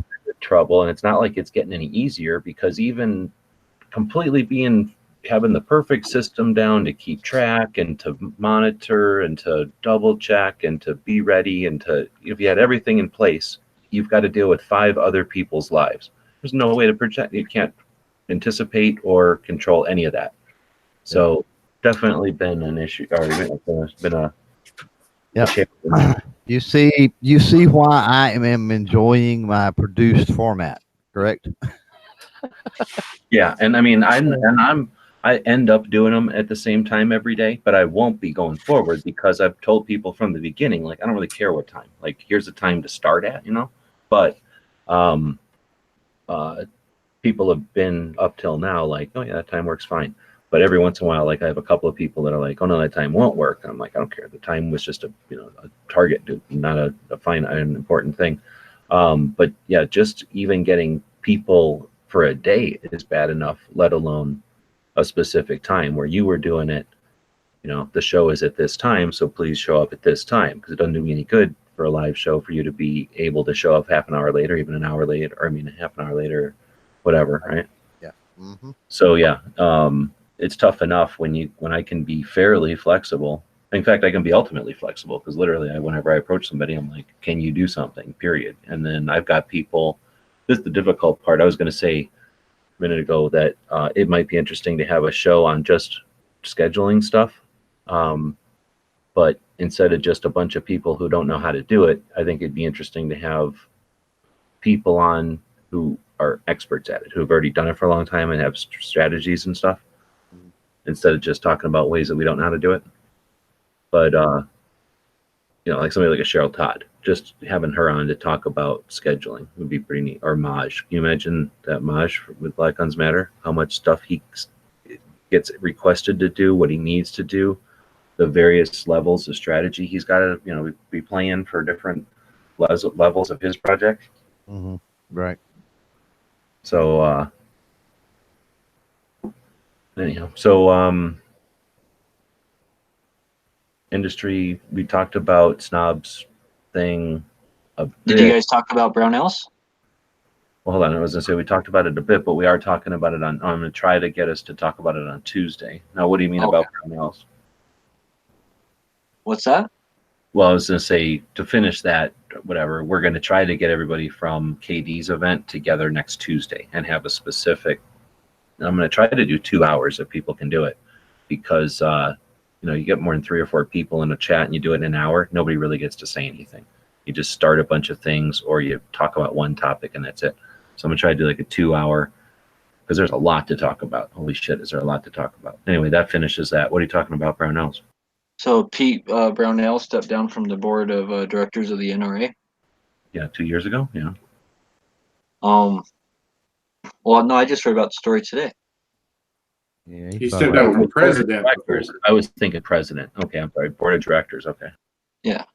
So he stepped down today and basically put out a anti-NRA message, or at least his reasons for stepping down. So I was pretty happy to see that. That kind of sends a message to the industry, doesn't it? Yeah. Maybe for others to follow suit. Yeah, maybe. He was getting reimbursement money. So what I'm thinking and is how many of these board members that are with all the malfeasance with funding going on, right? How many of these board members that are getting reimbursements and stuff like that are going to start shucking off because they're trying to cover their butt? Yeah, I kind of take it as a rat's jumping off the sinking ship kind of. Not that that's an admission of any kind of a guilt. I mean, they're entitled to certain reimbursements, right? And as far as the financial records and the stuff I've seen, I mean, it doesn't itemize and say this is what he got money for. So, I mean, I don't have access to see all of that, but and he's certainly not the only one doing it. That's why I say I don't know that we won't see, as these lawsuits and other things go forward, I don't know that we won't see other ones starting to jump ship, because just for fear that they were taking some kind of money, even if it was a reimbursement, and then the optics of that, they're going to get lumped in with all the people getting hundreds of thousands of dollars or millions of dollars. So I don't know. Yeah, may end up being a good thing. May free up some seats, and for those of us that have been toying with the idea of actually getting good people on the board, getting the old guard out of there and all that good kind of stuff. I don't know. Maybe some seats opened up. Maybe this is what we needed to open those seats, so then we can try to run a campaign and try to fill them.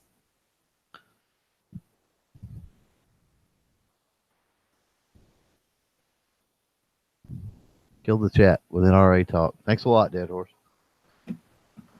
I'm trying. I wasn't trying to bring it to the NRA. I was just really trying to focus on the Brownells part of it, that I think it's a good thing, and I'm not going to call the guy a rat or say he's jumping ship or anything like that, or that he was on the take. I'm not going to say anything like that he was taking money or anything. I don't know the details. For all I know, this guy could have been donating every penny from the NRA to charity, for all I know. So I'm not going to speculate on that. But I will say I think it's a good thing no matter which way I look at it, because I think it sets a precedent for other companies to follow an example. No, I didn't mean to imply that he was. I'm just saying that he wants to be unassociated with any such accusations or anything else. I don't think he was either.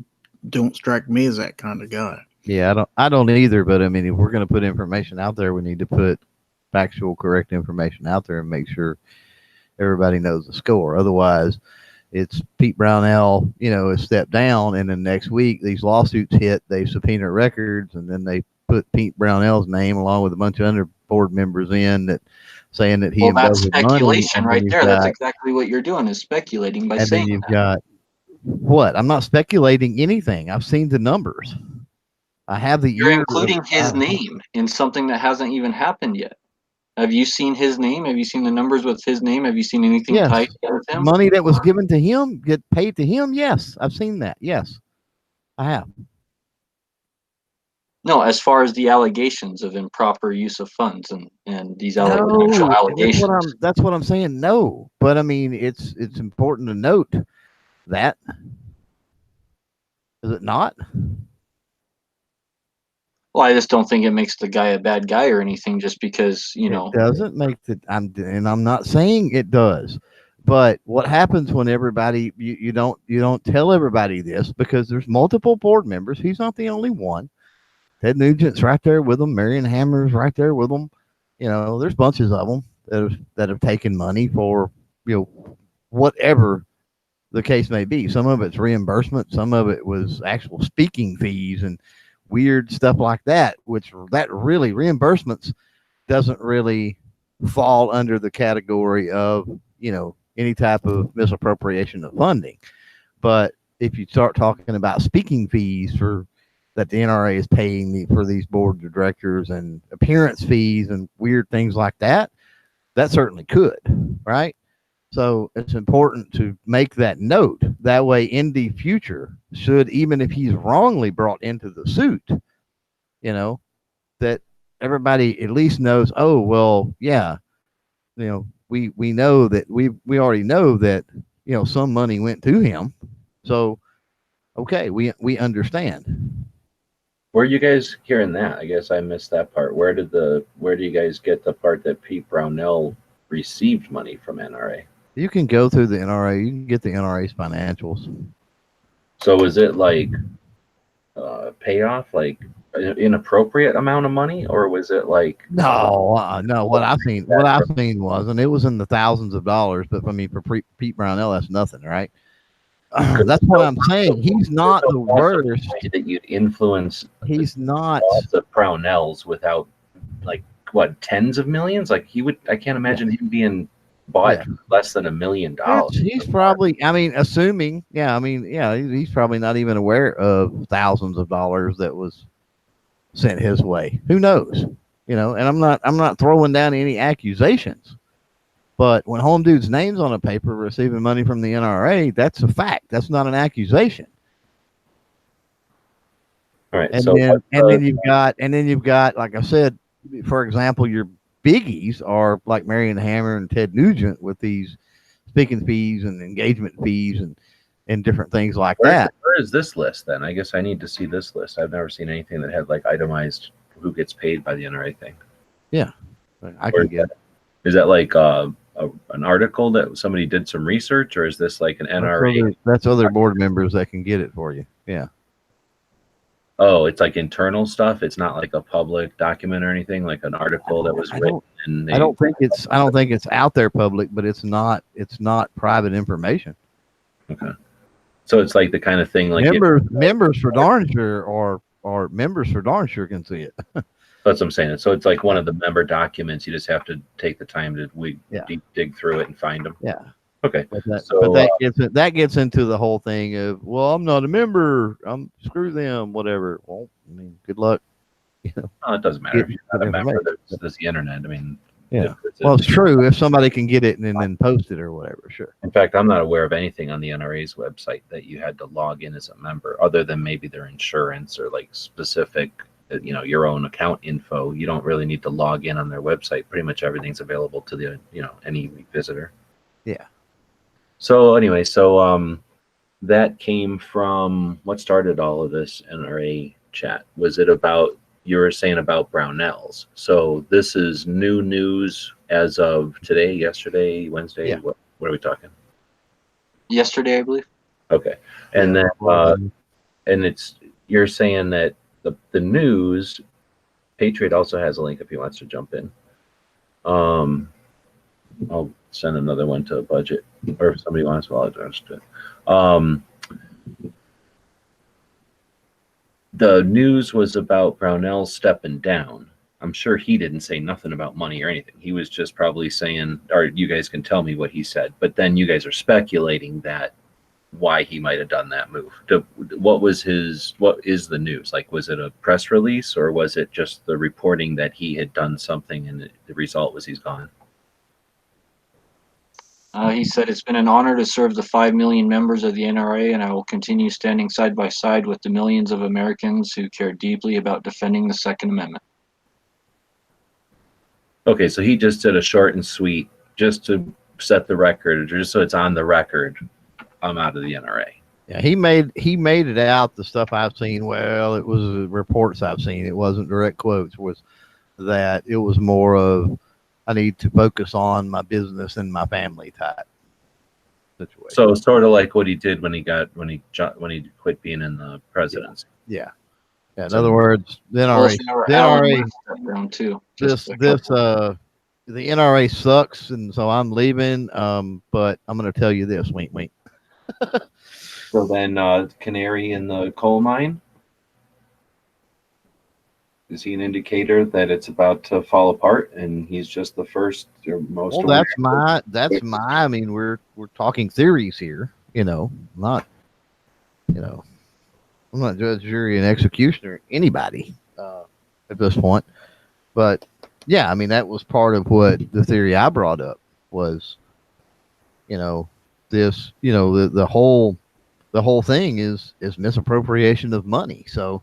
If you've got some board members that have never taken a dime for anything, way, shape, form, fashion, and then you've got others that have taken reimbursements, and you have others that have taken not only reimbursements, but like I said, actual money for speaking fees and engagements and other things. Especially a lot of these movie star, rock star board members. That's why I've harped for a long time about knowing how to vote when you vote. To try to cut down potentially, hopefully getting some of those guys out of there because they're dead weight, and it sucks because it's skewing the amount of good people we have on the board versus the bad, because those people just flat don't show up and do anything unless money's involved. So yeah, I mean, it's one of them things for me that I'm like, okay, I wonder if we're gonna start. You're right, a canary in a coal mine, but not so much because they're wanting to abandon the NRA, because I think the thing is, I think Pete Brownell is one of those guys that would fight and would want change. I think he was one of the better guys we had on the board. So it doesn't make sense. Why is he not staying? I mean, is there something behind that maybe? And if that's true, and it's a canary in the coal mine, then especially the ones that are in way, way deeper than him, and there are those in there, are they gonna start jumping now? How many seats in the next year, by the end of the year, are we gonna see opened up? And then what do we do with that opportunity? Is the next question, if that's the case. I'm going to take a second, let you guys think about that question, how you want to answer it. Users saying, has anyone used aluminide gun coating? Just bought some, going to try it out. I'm assuming for the first time if he's asking that question. I mean, I guess technically, sure, I've used it. But, I mean, over decades. So, I mean, it's just almost an established thing. But I was going to say one of the things that is neat about the Brownell store in the middle of nowhere, Iowa, is this giant kind of warehouse. And then they put this giant 2,000 square foot store in the front, maybe bigger. The whole east wall of the store is like their history in a really neat, like almost like a museum would do kind of way. And that was one of their first products and what made them what they are. So I suspect it must work pretty fucking good if it made Brownells, it's one of the foundations of what made Brownells, right? Right. Yeah. And a lot of their cleaning products, refinishing products, they had a lot of that stuff in the early days. Chemicals, I guess, or whatever you would call it. Mm-hmm. Bluing and alumina blue, or I can't remember what that stuff was. And yeah, there's a gun shop / machine shop around here that's got actually some of the old jugs of some of that, some of the bluing, different quick blues and things like that, and black oxide or something, aluminum black or something. Can't remember. And you basically wipe it on aluminum with a Q-tip and it turns it a gray or a black color. Weird stuff like that in old school Brownells jugs. So I had cut Clover off there, or stopped the conversation after Clover asked that question. So as soon as I say, whoever is standing in my light, don't stand Don't stand so close to me. But Clover, what was, or does anybody have an answer to what Clover was bringing up there? Or a thought. Doesn't have to be an answer. That's all. I'm just expressing thoughts.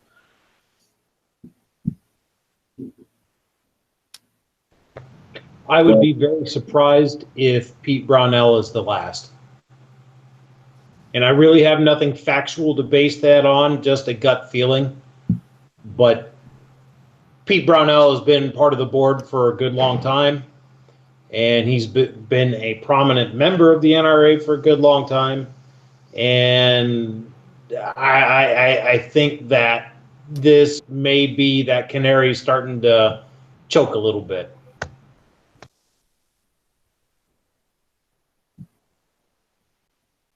It's just sad. I mean, if it's, I don't know. And again, I mean, it's got to put yourself in their shoes too. It's a sticky situation, right? Because, take any money, reimbursement, the stuff I'm talking about, take all of that off the table. Just take it off the table.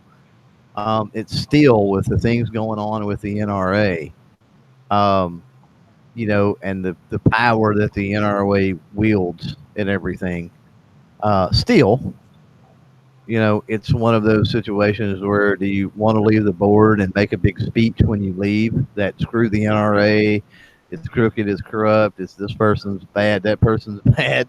Is that how you want to leave things? And then the NRA's pissed at you, and then they put all their political favors or resources into play or whatever. I mean, almost like I don't know. It's such a freaking mess is what it is. I think that if I were the head of a multi-million-dollar company like Brownell's is, that I would want to distance myself from the goings-on in the NRA at this point. Yeah. But cleanly and quietly, right? You wouldn't want to. Yeah, as just, I think I want to focus on my business and my family. Is probably the best, most plausible way to gracefully bow out at this point. Forget about, like, as you said, forget about any corruption, forget about any kickbacks, payoffs, whatever that may or may not be going on. Assuming that Pete Brownell's nose is completely clean here, I would still want to distance myself from things right now if I were him. Yeah. And I would not want to do so in a manner that says, screw you guys, I'm going home. I would want to do so as politely as I could. Yeah, but I know a few board members that they're not going to go anywhere, because they're wanting the change. So, yeah, it's one of them. They're gonna stay, and they're gonna see opportunity in people leaving. That we got people leaving here now. We can recruit for the board. Blah blah blah. And so they're gonna stay to try to recruit and get more people on. Working from the inside. And I think it's shocking. Well, I guess my thing, what shocks me about Pete Brownell is I would have thought he might have been one of those people. Yeah, me too. The problem is the people that need to go aren't going to be the ones that are going to go. Well, so we're not really replacing the bad with the good. As we get into going through records and other things, like I said, they might. With a monetary issue, it's either, hey, you go and your name's not going to be added to a suit, right? Yeah, that might be it. It may be a forced. It may be a forced hiatus. I don't think. I mean, I'm not a lawyer, but I can't imagine that's how it works. Like, well, if you leave now, then your crimes that you've already committed, you won't be responsible for it. I think if you were already negligent, then you're going to be negligent, right? Not crimes. It's like it's not going to be questioned. Is what I'm saying. No, there's crimes. I don't know what we're all thinking about different things. I guess I'm not talking about somebody being guilty. I'm talking about with all the money issues going on, with it being an optic issue is what I'm talking about. You mean people getting brought in from an optic issue? When you say optic, you mean perception from the public? Yeah. Okay, so yeah. Well, or other, yeah. Well, if you're not in the executive committee, then and there's 70 whatever board members, I don't know how many are on the executive committee, but the executive committee is responsible for their neglect, and their irresponsibility. Well, or and whatever. financial. Okay, great. But I'm just saying, the people that you guys are both suggesting, Marion and the rest, who are the bad ones, the ones that are corrupt, they're not going anywhere because they don't get a chance Never. to go anywhere. They're going to be legally responsible for whatever crimes they've done. Now, Right. when they get removed due to that or leave with whatever circumstances because of all that, there's no I don't think anyone would suggest in any bureaucracy that you just get to say, oh, well, now we get to say who comes in. We're going to have some democratic vote, because there's almost always the, whatever you call the people that run the offices. There's a figurehead that might be voted, but then they have staff, and that staff is corrupt or else would be complicit. So if it's NRA version of the deep state. Or no, I'm just saying, but if it's a subcommittees. corrupt business, it's not like the bad players were doing it in spite of everybody else or behind their backs. They were doing it along with all these people. So I guess concern would be that they replace the bad apples with more bad apples. Not when you're talking about the old guard, which you hear Pincus talk about in Kraut and some of the other ones, they talk about the old guard, right? Not all of them are actively, not all of them like actively have their hands in a cookie jar, that sort of thing. But here's the issue that brings them into play, because they still like you're saying, you're absolutely correct. The financial committee, in particular, signs off on things, right? Well, the problem is, and it's going to be real interesting with the whole lawsuit issue back and forth with Ackerman McQueen, is the board members, these Hollywood people, they don't show up. Most of these famous people that get voted, they don't show up. There's very few people that show up. They don't have the executive committee. The executive committee, in the executive committee, the people that make the decisions, the small unit within the board, the board has many committees. Only the executive committee and a couple of the key committees have any responsibility to the problems that are corrupt in the NRA. The people that you're talking about are not on those committees. So the fact that they don't show up and they don't vote is of no consequence when it comes to the, of the 70, the probably 20 that matter. You're right that a bunch of people are going to leave. And Pete Brownell's, I agree with you what you said earlier. What I see frustrating about Pete Brownell's cutting rope and leaving is that he has the ability, the resources, and the mindset, and he has the wherewithal. He's not a Marion, right? He's not somebody who's old and crippled technology wise. He's new and vital, and he has money, and I thought he had a direction. And the fact that he's cutting bait and leaving either means he's weak, he's opportunistic, he's a coward, or it's on fire and about to explode and he's literally just saving his own ass. But it's still kind of fucked when you think of somebody who's like, here's an organization that's our oldest entity, and I joined it because I care about its values and the tradition of it, and I see that it's corrupt, so I'm going to hightail it so I don't get burned.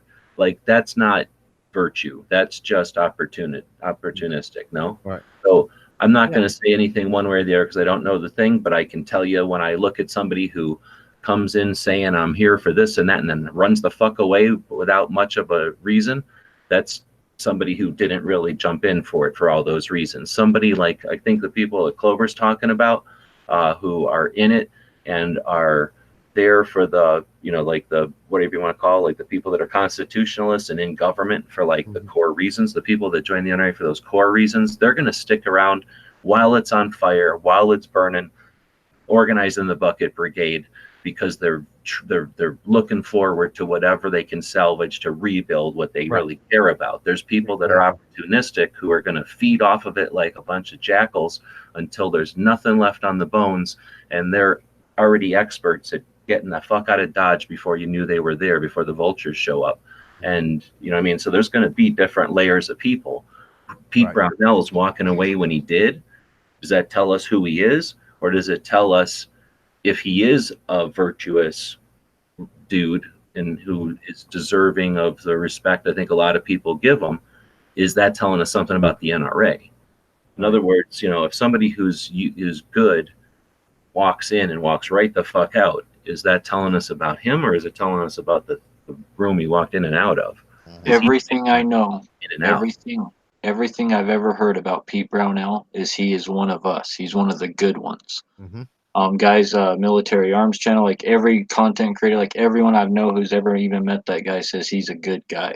Hold on. Here's the thing, and I'm not going to be a dick, but he's never paid me a dime. I've never heard anybody talk as adamantly about him. The people I hear talk adamantly about him are all on his payroll.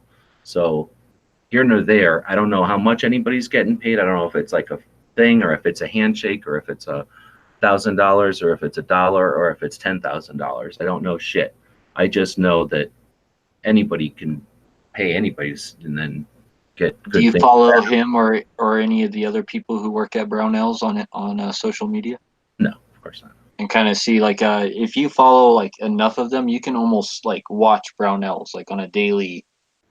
You can almost watch their business work, right? Because there's different people in different sections. They're very open about social media between all the employees. And if you watch that company and have been following him long enough as I have, I'm telling you, that guy's a good guy. I'll go out and say it. That guy's a good guy. He's one of us. He's one of the good ones. So if he's stepping down from the NRA, and then you say, oh, well, what about these people? The good people will sit there and stay and fight. Well, what about Alan B. West? He's the one who called for Wayne LaPierre's resignation, but he stepped down. Right. Yep. Yeah.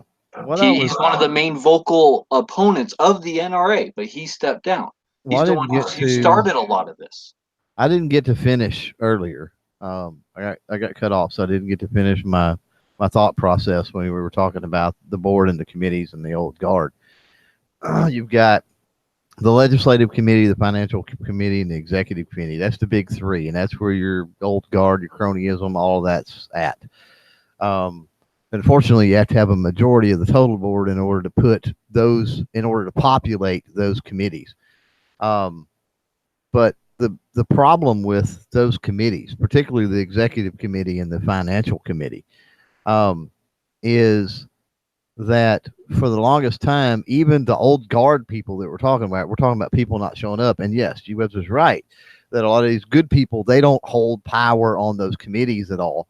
So some of them go and sit in or something, but I mean, they aren't allowed to participate. But when they have their meetings, if they even have their meetings, everybody for that committee ain't even there. And a lot of times it's already been in more of this is going to come out, I think, with these lawsuits, is that Ackerman McQueen they were just signing off on whatever Ackerman McQueen wanted to do, So how much of this old guard is they just signed off on a blank check or some crap, you know what I mean? And they didn't even realize necessarily what they were doing. They were just, NRA's got a contract with Ackerman McQueen. They're acting in our best interest, this, that, and the other. They say we need to do this, sign off on it. It's done.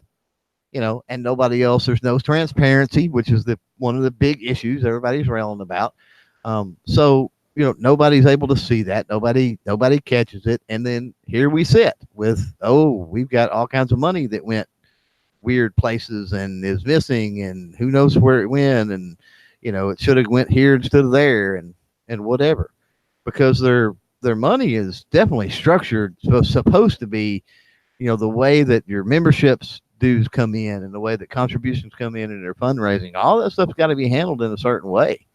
And you can't just sign it over to Ackerman McQueen because they're wanting to do something, regardless of whether what they want to do seems worthy. It's a distraction at some point. I mean, it's obviously an important element of the whole thing, but there's so much more to the NRA situation than that fucking McQueen company.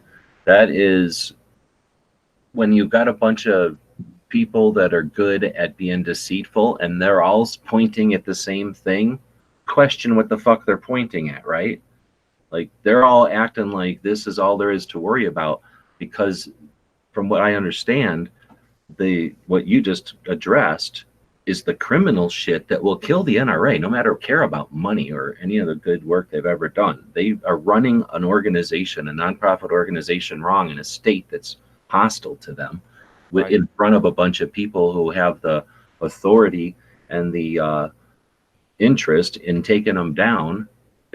That's what I believe this is all a, again, these are people who are skilled at playing the freaking big games and watching the strategy. They're not idiots. You don't just happen into doing this kind of thing over decades. You become adapted to the environment, and they think about how the NRA has done this and when they've done this. The NRA has done this at a time when other companies literally went out of business, like substantial foundation companies went out of business, transitioning from old media to the internet.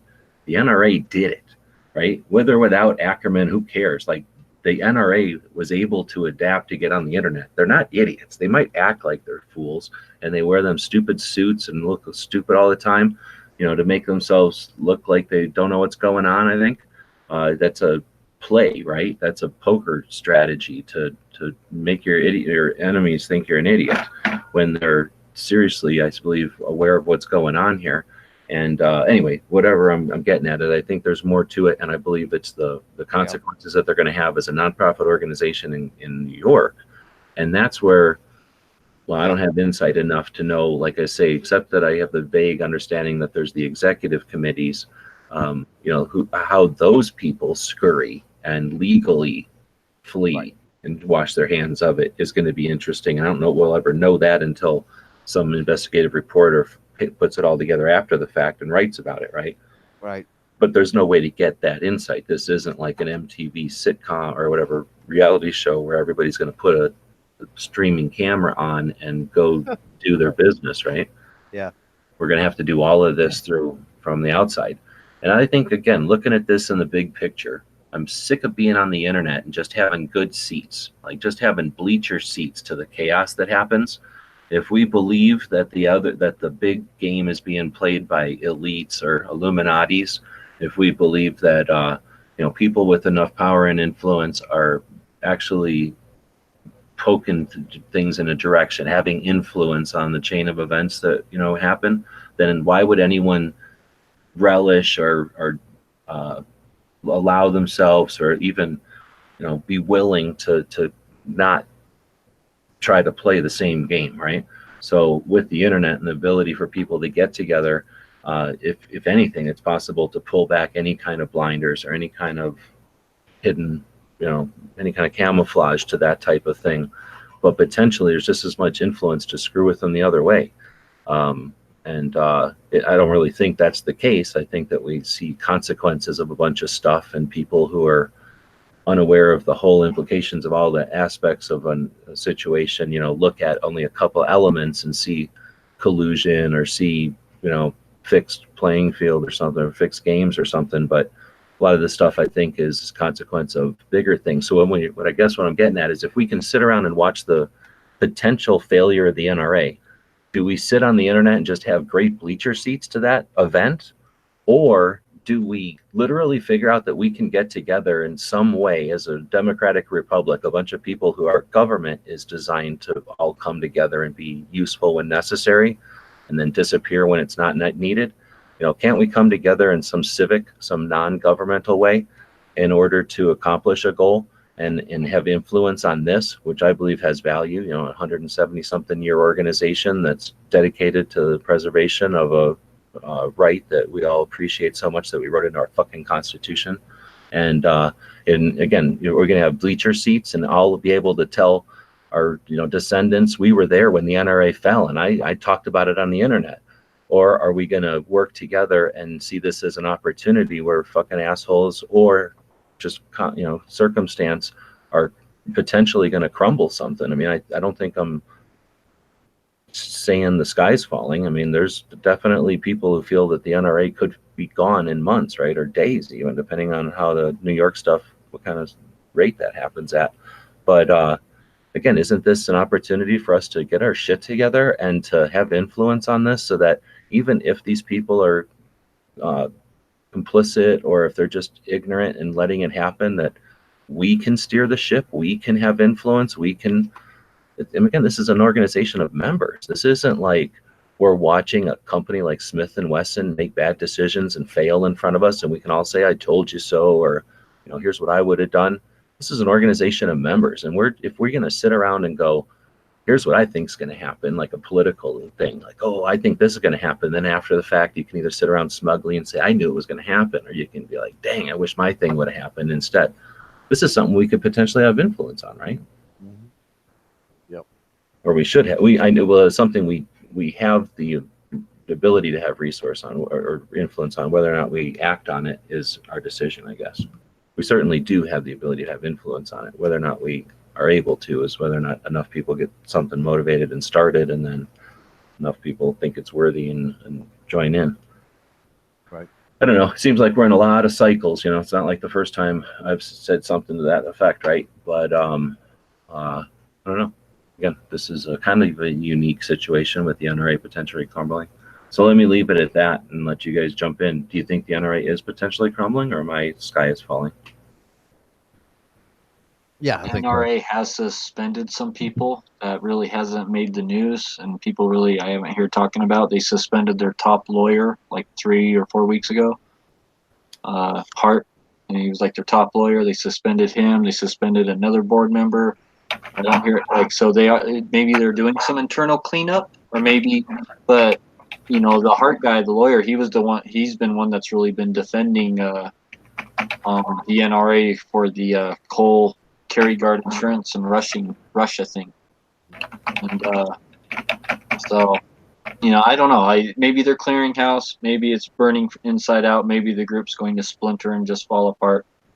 I don't know. I have no idea what's going to happen, but I know people like Alan B. West leaving, and people like Pete Brownell leaving. I don't think that's a good sign, and I see them. It's hard to say, like, oh, you're jumping ship, you're abandoning. Like, we don't know. I don't know what's going on inside there. I can't say I want to do the same thing depending on what I found out or what was going on, or like, for all I know, Pete Brownell and these guys could be GOA guys next week. I don't know what's going to go on. And so I'm not going to sit there and say that they're abandoning ship or anything, or I know more than they do, but it's just not a good sign. These main vocal figureheads, especially Alan B. West, leaving the NRA. Yeah. I don't see. I think the legislative side, I think the ILA, I think it's done at this point. I don't know, and the other side is what my concern is, and what I worry about, because none of the other organizations have that in play, and God willing, if I can make GRPC, I mean, I can talk to some people and start trying to really push that and say, look, I mean, we've got to come up. We can't have all of our generational eggs in one basket anymore. We don't live in that world anymore. Not with corruption and everybody getting offended, and the amount of people that play the politics in every facet of life, whatever it might be. But I foresee a scenario where with like the state of New York, with the money issues, with all of that, I see there being some type of a breakup occurring, because there's some separation between the ILA and all of the other educational, or whatever you want to call them, training efforts. There's some separation organizational wise already in play with that. And we know one side uses 90% of the money that's brought in, the other side uses 10. So I don't know. Obviously, when you've got the state of New York, you're dealing with anti-gunners. You're dealing, they want to kill off, they want to kill off that legislative influence arm, that political arm, the political powerhouse. I think the bright side of that is they don't realize the actual, and a lot of people even on our side they don't realize the positive effects and the actual influence that the grassroots, ground level, old school, the way it was started, the way it's been done for years, not the political legislative arm of the NRA, they discount too much. And I think that I think ultimately that may be be a mistake, and we're not going to be as bad off as, especially since we've got other organizations in play that handle the legislative political court aspect of things. I don't think we're going to be as bad off as what we might think we're going to be.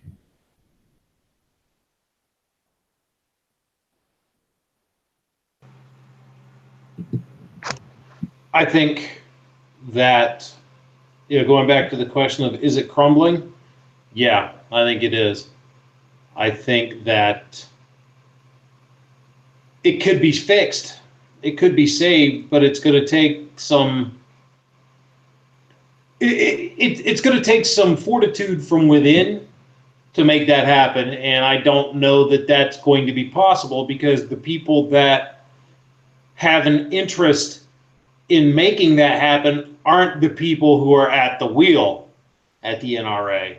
They're not the people on the executive committee. They're not the people on the legislative committee. They're not the people on the finance committee. By and large, the majority anyway. I can't talk about all of them. I don't know. But I suspect that the majority of the people on those committees aren't interested in changing the way things are done, because they have a tremendous vested interest in things remaining status quo. That being said, I think best case would be for them to suddenly have a change of heart and decide that they're going to do what they need to do to fix it. But I don't see that happening. So realistically, I think the best case we're going to get is what Clover was talking about, is sort of the NRA ILA splitting off from the NRA training, education, range development piece, and the training and education piece staying where it is. But I think that at least part of the NRA is going to disappear, and I'm hoping it's just the ILA. Yeah, we have other organizations that do that kind of thing, most notably Gun Owners of America, as far as the legislative side. And if we have the Second Amendment Foundation for the litigation side, but none of them, the GOA doesn't have the gravitas, I guess. They don't have the weight that the NRA does. And I was talking about that earlier today. You mean politically? Politically, yes. Yeah, and I agree. It's because of money. Yeah. In the short term, that hurts us real bad if the NRA goes away next week. That hurts us real bad, at least in the short term, until people panic and start propping up these other organizations. Well, but here's my question. If my scenario plays out, who's going to be panicking? Because the name would stay. So it would be hard, because we know all the misdirection that our mainstream media and the leftists in mainstream media push. It's always the NRA, the NRA, the NRA, the NRA. It's never the NRA ILA, right? Which is who screws us over all the time. Or the legislative efforts of the NRA before the ILA existed. So if all of the educational, the training, the other stuff was to remain intact, and it certainly could, because that's where membership dues are supposed to be funneled. And with a couple of million members a year, you could certainly, you may not have the big, huge, nice building that they've got. Yeah, you may not have as many employees, but you could certainly facilitate assistance and range management and grant programs and all the other stuff.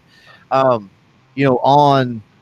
good Lord, $30 membership a year times, a million people, whatever, I think you could do that. I think you could pull that off. So the name, I guess, the presence of what everybody in the mainstream wants to call the NRA, that name is synonymous, right? Yeah. Our side can't distinguish between the two, and if our side can't distinguish between the two, then the left side of the argument is darn sure not going to be able to distinguish between the two. So does it really hurt us that bad because it Cut to the judge. won't necessarily look like on paper. I don't know how they can show it as a victory. What you just said actually scares me even more. Yes. If the NRA ILA, the legislative and lobbying part, goes away, and what we have left is the training, education, arranged development piece, but it's still called the NRA, and everybody thinks the NRA is still the NRA like it used to be, that's even worse, because then there won't be anyone flooding to the other organizations that still have the legislative and the lobbying and the political arms. So our we'll have half of our offense all gone and nothing to come up to replace it. So that terrifies me even more. Through everybody will just still be complacent and going, oh well, the NRA is still there, I don't have to worry. Here's my check. And it doesn't do what it, well, I was going to say do what it's doing now, but do what it's supposed to be doing now instead of paying for Wayne's Love Shack. Well, it's where the education now and even then's going to have to come into play to say, look, your membership dues are not supporting, it's not paying Wayne's paycheck, it's not supporting these anti-gun laws. Look at the training, the range development, look at all the other things that your membership dues are going to, and then say, if you want, hey, if you want the legislative side of things, NRA don't do that no more.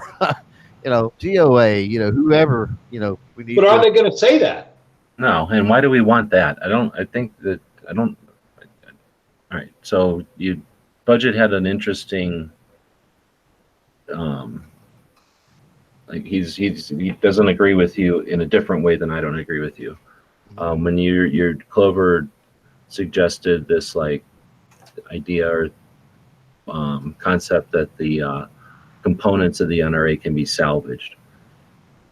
That's the goal of the enemy. The antis want to sow distrust. They want to kill tradition. They want to shed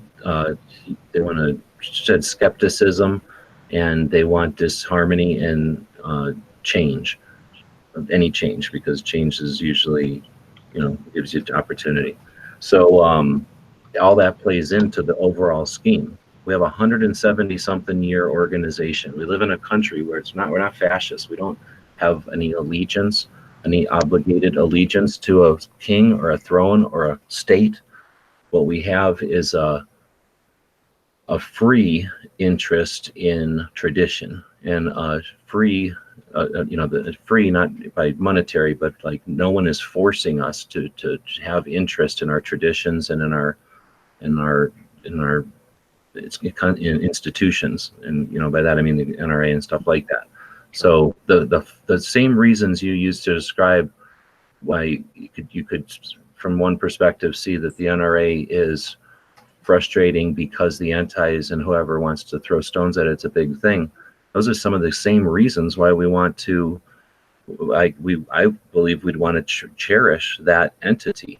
For them to destroy it is the same frustration I see when people think that the Boy Scouts is nothing but a set of skills that are in a book that are taught by some guys that refuse to let girls in. That couldn't be farther from the truth. That's the most simplistic, uninterested, insightful, unaware, I'm trying not to say ignorant view of the situation that there is. But people that have any skin in the game, have never had any experience with the institution or the traditions or what truly goes on in that organization, we're more than willing to throw it all under the bus because other players came in and had an interest in destroying it. So when players come in with an interest in destroying something, I think it's again, there should be at least skepticism, and why we would want to agree with their goal, and we should have some resistance to play along with their goal just because they're the ones that suggested it. But in addition to that, like I say, we have there is no older or institution for firearms for the Second Amendment, and if we're gonna in our hands, this is on how many generations is 170 something years. Wingate and Colonel Wingate and Sideburns, whatever their faces were, grandparents. So we're the generation that's going to let it fall apart. And that's fine. We don't have to. I always say, respect your elders, question the tradition. I'm down for change. I'm down for evolution and growth.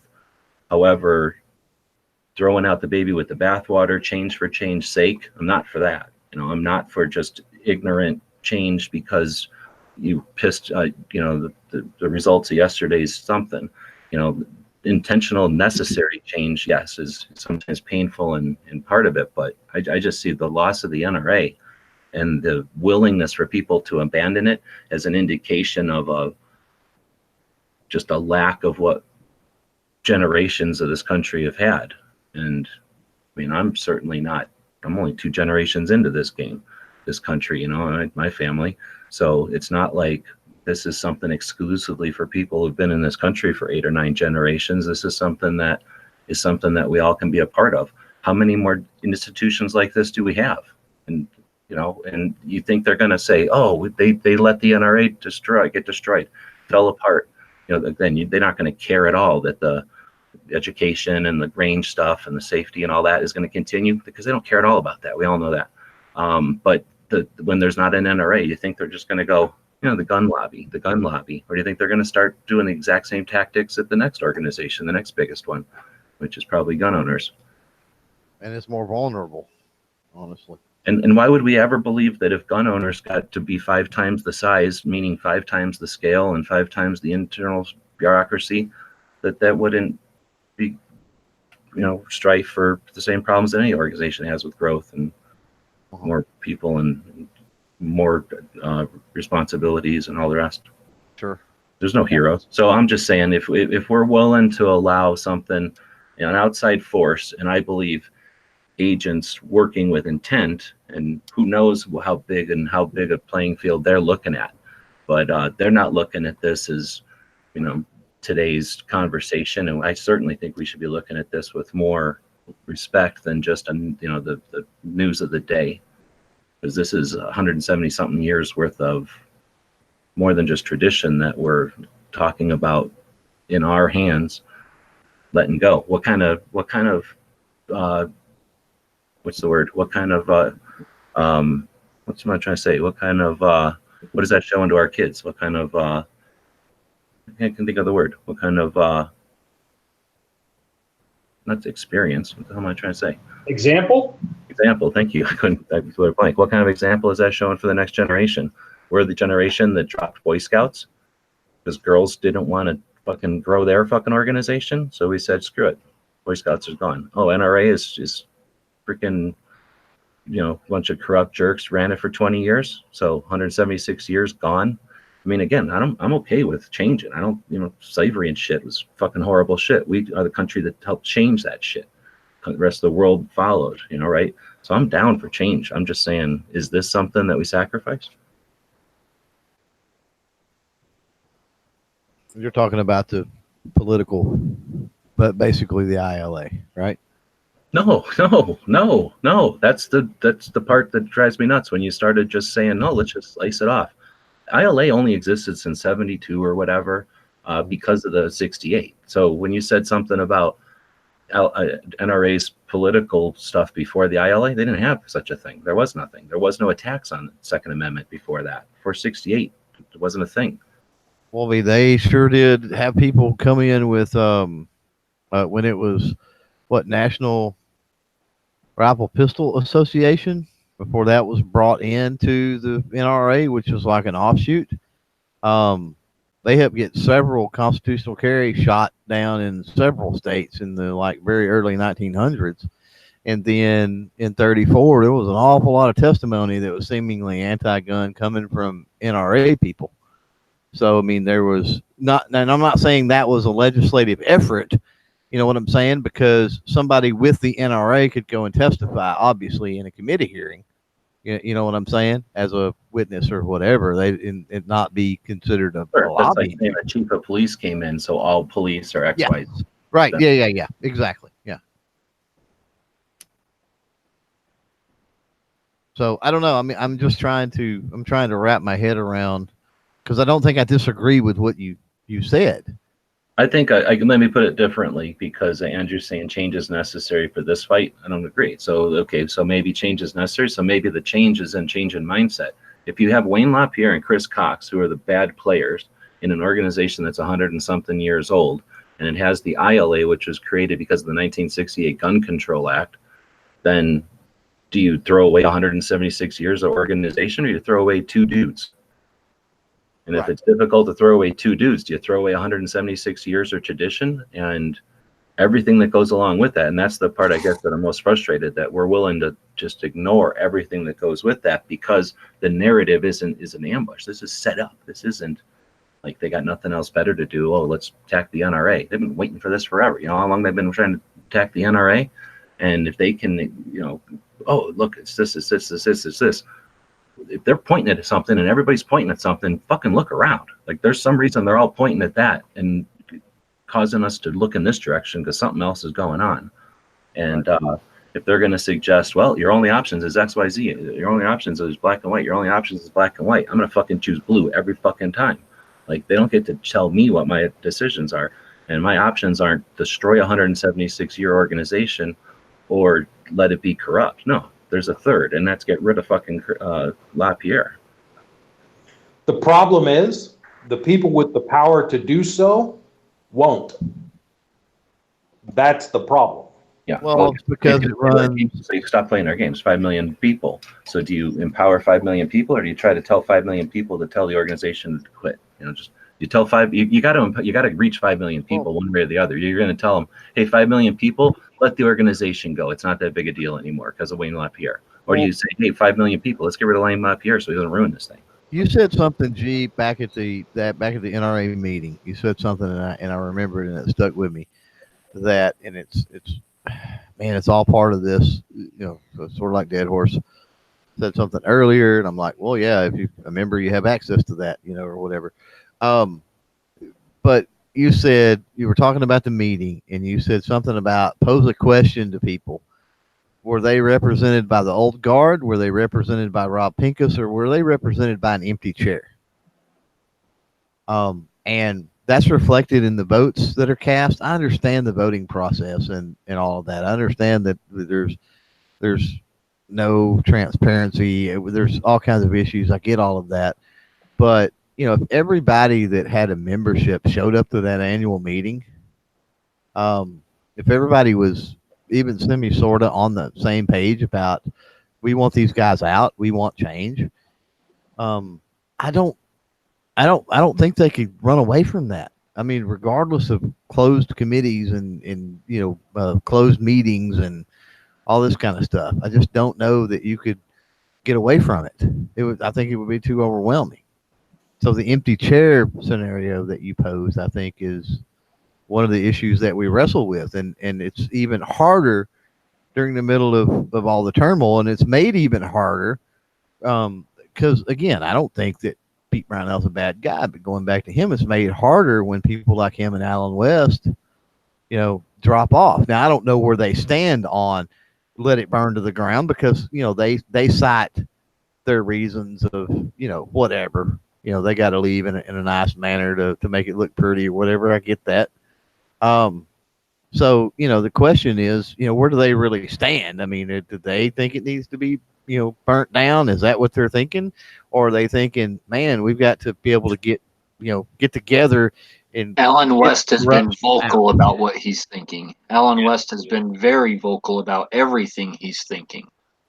So you don't have to speculate. The articles I've read, he has spoke out about it. Every day he speaks out about it. Did you say he left the NRA? Yes, he resigned after he called for Wayne LaPierre's resignation, and Wayne LaPierre did not accept. Okay, so now that he's removed from the NRA, is he like holding no punches and he's? Oh yeah. Oh, he's released documents. He's going after Wayne LaPierre after his throat. He's been on CNN. He's been on Fox. He's been on multiple news networks. Why he has stepped down, the corruption, and the finger's been pointed at Wayne LaPierre, and he wants the guy gone. Makes you wonder if you wonder if Pete might not join in that fight, even on the backside with what he knows, right? but that's another valid reason that I didn't think about earlier and we haven't talked about, but that would be another valid reason for stepping down. Right. Because To initially remove yourself so Yep. that you can do exactly that. Yep. And if there's Yep. some sort of either collaboration or just eventuality where enough of them do that, where they can start speaking freely. Because, I think everybody has seen or heard whenever you talk to somebody who has somebody's ear, or somebody has whatever, somebody's been whispering in their ear, you got to start getting real elusive, like blah, blah, blah. You don't want to say exactly where I heard this from, but I tell you it's real and blah, blah, blah. Like that gets really frustrating, and it's conducive to distrust and speculation, right? As soon as people remove themselves, rip the Velcro off of patches, which it's Free Patch Friday, you could buy patches and make this kind of project actually grow, right? But once they rip that Velcro, then yeah, maybe that would be awesome if they're planning on setting up I don't know what the word, because I don't follow enough of the politics, but like WikiLeaks, I don't know if I'm using the right analogy, but some sort of like, here's the real deal. Here we're gonna start offering the real deal, and then all these frustrations people have about blah blah blah, like we can't. How about we get people that tell us what we can do? One thing that's a data point, and I don't know if it's significant at all. Don't know if it means anything, but it is just a piece of information to throw out there. Remember that Pete Brownell's name was not on this letter released by the NRA, signed by board members and past presidents. Mm-hmm. Don't know if that's significant or not, but it's just something to kind of throw on the pile. Yep, it's there, right?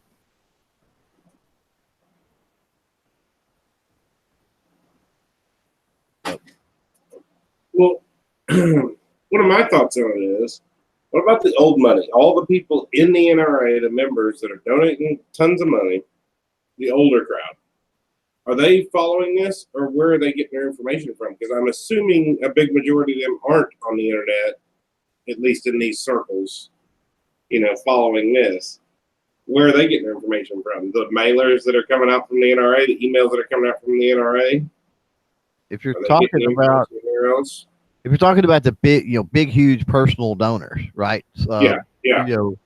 Joe Blow that owns big, huge Acme widget company, for example, they're probably getting it from crooked or ill-informed or uninformed or not paying attention board members. See, that's what board members, and those board members are not even members of, or don't even sit on the major committees. And they run the committees for like the alumni, all the big donors, they take them on the retreats and do all of this other stuff. So that, they're giving the NRA money for the NRA to then turn around and take them all on big hunting trips or retreats or some weird goofy something. We're sitting here having to speculate about 76 people or whatever it is, right? How hard would it be for somebody to take a freaking Google Doc spreadsheet, put the 76 people's names on there, start placing information like how many terms they've served, their span, what they are, like if they're lawyers or business people or whatever, what their positions might be or something, what committees they're on, if they're active, maybe their contact info. Or actually there is something like that. There's like an anti place, some fucking website for antis. I think Mother Jones did that one time. And but yeah, so why don't we have like a pro side? Why don't we have a pro 2A? I guess I could put this on Minuteman if somebody already hasn't done it. But come up with a PDF, ideally, get all the info, then put it in a PDF. So then as people are having discussions like this, it can be something that can be referenced. And then it's not speculating, I wonder how many. Because I'm thinking as you're saying that, like, how come we don't know? If there's 76 people, what can there possibly be? 12 or 20 of them that are playing the real game? The rest of them are there for show or like pointless waste of people, or maybe doing something important for something that's just NRA necessary, right? But they all have some sort of, they're on the spectrum somewhere, right, between influential and pointless, because we know there's a bunch of them that are nothing, that are just there because they look good on the list or whatever. Right. Yeah. Well, so what I was getting to though is I don't feel like LaPierre, Cox, any of them are going anywhere until either A, something really bad happens government-wise, New York, state, whatever, something bad happens there and they're forced to, or you get enough of the big donors and the bigger crowd, the older crowd that's all about the NRA and stuff, to start speaking up and saying, hey, we're not donating more money until something's changed. And I'm scared they're not getting this information at all. They think we're just a bunch of anti-NRA people.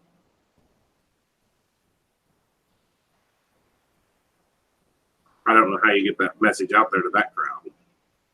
Well, the NRA is certainly not going to transmit it. So yeah, there has to be something that has credential and is, what's the word, like easy to deal with, like something almost like the instructions on an airplane for how to, the emergency exits, or something almost simple that's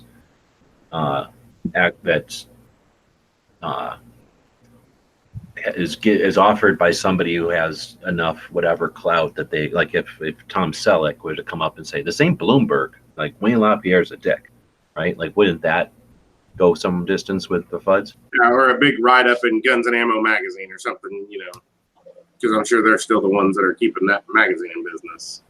Well, okay, so American Rifleman is a done deal because that's theirs. But they do. The NRA does advertise in other magazines. As the NRA fails financially, they're not going to be able to do that. They're not going to take out loans to be able to do it. I doubt they're going to get too many favors from magazines like to be able to do ads for nothing. So once there's a vacancy of NRA ads, something's going to fill that ad space.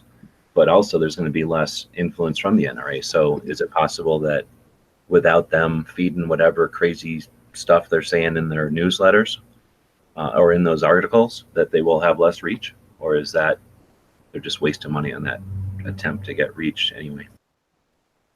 Which I listen to Gun Talk quite often, Tom Gresham's show, and I think he has a lot of that crowd probably on his, and he's kind of turned to the point of, where we're at, something's got to give, the big ones need to go. So, people like that, I think, still reach that crowd. But there's just not a lot of people that reach that crowd, I feel like. I feel like they get their information out of the magazine and probably what the NRA sends them in the mail once a month asking for donations. Yeah. Maybe I'm totally wrong, but.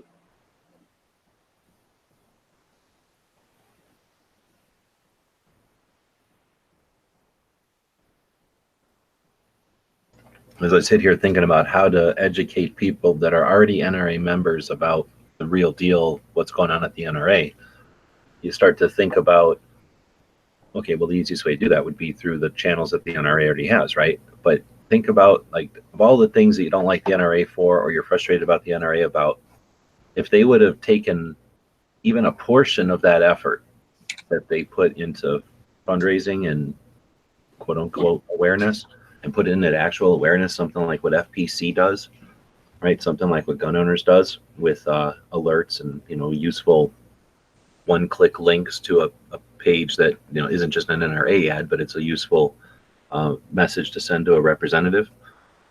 So if the NRA would have spent just a portion of all that time and effort they spent to gather new members or to squeeze every ounce of financial support out of each member, if they put it towards actual stuff, like they had such potential, like they had such reach and such such knowledge with getting pieces of paper out to people that only a piece of paper would get to. They squandered it all. So it's like a whole nother reason to just be super frustrated and pissed at them. And think about how many, all these things that have happened, like just go backwards with the bump stock and then before that. And again, if they would have efforted a little bit towards each of those things instead of just plain old fundraising, structuring.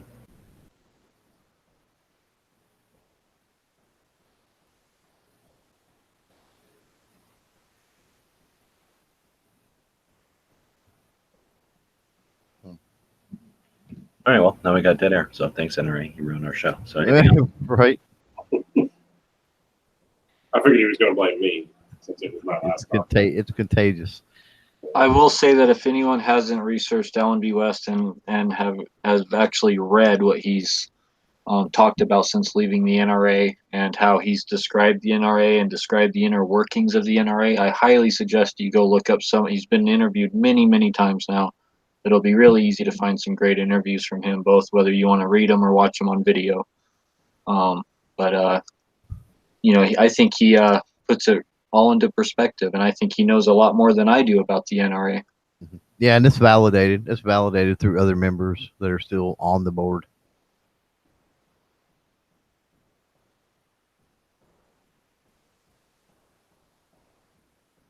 I don't know. Yeah. Any other topics for tonight? I come in late. How long you been going? We've been going here. Just curious. We started like 10 minutes late, but I went through the main news feed, so that took a chunk of the beginning before you got here. It's been pretty epic. So next week, I'm getting people together who are tuned into NRA stuff, and to have a bit of a panel discussion, a 2-hour panel, to give them time to talk. So far, we've got Jeff Knox, so Neil Knox's son, author of the Gun Rights War. Sorry, I got like a mouthful of Czech mix right now. I probably shouldn't be talking. And Jared, Guns and Gadgets, from Massachusetts, is on, pending work schedule always. And then I'm drawing a blank. Sean from We Like Shooting. When we chatted with Sean, I don't remember if it was on air or not. I think he talked about it on air. We Like Shooting crew have been working on an ongoing project, doing some research with NRA, the news articles, I guess, kind of monitoring or putting a timeline together of the. I mean, it's almost comical. Just if it was some sort of a science fiction movie or something, it would be you'd almost think it's too exaggerated. But to just see all the back and forths and things that have gone on in their story just since kind of recently, like since 2000 something. Anyway, so they've got some effort into to doing some NRA focused research. So they're going to be there, and then I've got a couple other links out, and I'll continue to put people on the roster or whatever as they see if they've got time on the schedule. But anyway, so next Thursday, 6:00 Eastern, we'll have a chat with NRA about NRA, and I guess with all this recent stuff, it'll be as much as the onion. It's like an onion, right? So we're in the midst of them peeling this thing. There's no real time we know where you can just stop and absorb it all and figure it out. So this will be an effort to just start monitoring on the fly, I guess, as it's all unfolding. But I asked them to come with not just focusing on the problems, but what we can do as a community to do something about with what we've got left, what we can do.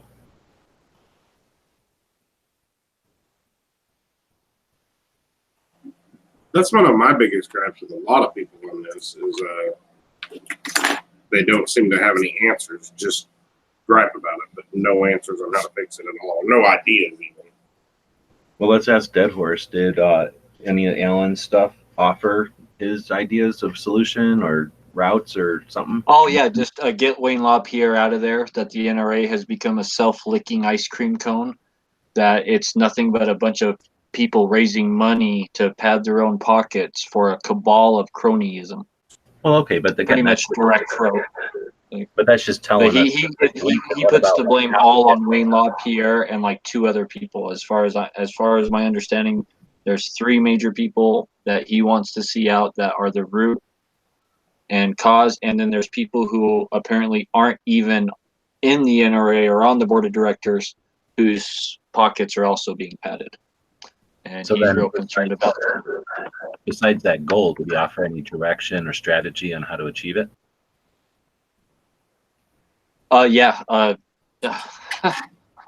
He literally said to drop your NRA memberships to go over to find another alternative group. So he thinks as far as everything I've heard from him, he said that we had a real short chance to fix the NRA. He asked for Wayne LaPierre's resignation. That didn't work out. Both him, Oliver North, both got basically thrown out, and Oliver North wanted his resignation too, if you remember. But they both got thrown out, And now he's just saying, hey, the NRA is an unstoppable force. It's going to burn itself to the ground. There's really nothing you can do right now. And that's the way I kind of see it too. Like there's nothing that we're going to do here in the next, week or two that's going to fix it. And so he's literally telling people to jump ship and find another organization. Oh, that's his answer? Yeah, he's convinced that we had a short time. We had the chance to fix it, and that we failed. Our chance to fix it was to, back during the NRA and vote Wayne LaPierre out, get him out of there, get more support, pull a revolution type thing, and that was our chance to fix it. And now that he stepped down, Oliver North stepped down, he said that nothing short of like Wayne LaPierre or somehow getting those guys out. Trust me, he wants those guys out, but now he doesn't see a way, and I don't see a way. Like, what are we gonna do? Like, are we gonna Twitter him to death? Like, he's not military then. Maybe I'm confusing him with somebody. Yeah, I know he's military. Yeah, he was a colonel. What? That doesn't seem like a very fucking. No, we had the chance to fix it. Well, what are we gonna do? Like, well, really? Like, how do we get Wayne LaPierre out? If he's the main problem, how do we remove him? What can we do right now? An Army lieutenant colonel, yeah. So yeah, what can we do right now to get Wayne LaPierre out? What? Okay, so anyone have any ideas? Specific question, then obviously you're asking somebody who doesn't have insight enough to tell you that. But if you're going to tell me that the answer is that we had a chance, and now the only other option is to drop the whole 170-something year organization, I say respectfully, fuck you, Alan West. It might have been easier at the NRA show, certainly.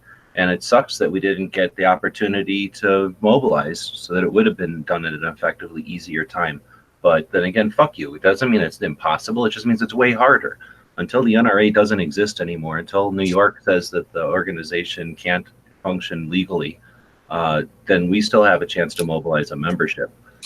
So yeah, I mean, I'll agree with you up until it can't be fixed, because that's bullshit. It can always be fixed. It just I think I'm sorry. Maybe I quoted that wrong, but I think what I meant to say is he's telling people to direct their money, as far as like donating for the Second Amendment to fight for our rights. So he didn't say like, oh, quit the NRA or drop your membership, but he did say to start directing your money towards an organization that's actually going to put that money to use, and that the NRA is not doing that. He is a very vocal 2A advocate, and he's the first one that I heard from any of the NRA guys talking about how the money's not being used appropriately, and it's not going to fight for our rights, and it's going to the NRA TV and all this stuff. He was some of the first vocal opponent from the NRA about that. So I don't know, but like, how are we going to fix the NRA unless we get Wayne LaPierre out, if he is the problem? So I think that's why he's telling people to direct their money towards like GOA or something like that. And he didn't name a specific organization either. So in the one interview I read, he just literally said to start putting your money to an organization that's going to fight for your rights, because the NRA is not using the money appropriately. Well, I don't have a problem with that statement. I just don't think, I think if people start dropping their memberships, you can't do anything if you're not a member. Well, yeah, and that was what I said. That's not what he said about dropping the memberships. That was just he literally said to direct the money. So he didn't say, that came out of my mouth, not his. So that's not a quote from him. Well, we know that memberships, there's some insulation with memberships as to what that can be used for. In the way that the whole defunding thing, because there was some talk about that out in the chat as well. The defunding approach is going to have to be, I don't know, it's going to have to be a concerted effort. The things that need to be worked on as far as defunding are hard. I don't know, they're hard cookies to crack, because that's what you're talking about. Is you're talking about the contributions, the donations, the fundraising, and you're talking about primarily that coming from some really big fish. And so the first thing is to identify those big fish, and then how do you influence those those companies or those major players, it's like whoever talked about before, was that you or was that Budget or whoever was talking about these big wheel donors, right? You know, how do you influence those to quit? Because that's what's funding the shenanigans and the corruptions. It's not the memberships. Yeah, how much money does Midway every year give to them? It's Oh God, ungodly amount. Roundup, Midway Roundup. I didn't even think about that. I hadn't bought from Midway in a long time. So I haven't either. But Cabela's does it too, so I'm sure Bass Pro does too. yeah, they almost all of them have a Roundup.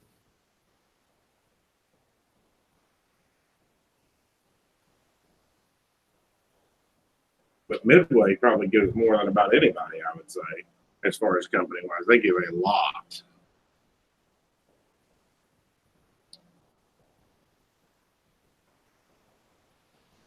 And you know, I heard him at the annual meeting when I was watching on the TV in there that he was kind of bragging up Wayne like he was some kind of god. So can I throw something by the panel? Sure. So let's say another bump stock ban comes up, or some device, right? Mm-hmm. You got $25 in your pocket to donate to fight for this. Are you going to give it to the NRA or the GOA? And this is like tomorrow we're talking. GOA. GOA. I think you have to at this point. Well, just truthful answer. Like, who do you think is going to use that money more appropriately, or more of that money go to the actual cause? I think right now GOA for sure. Right. I give it to the GOA and then 25 more to the Second Amendment Foundation.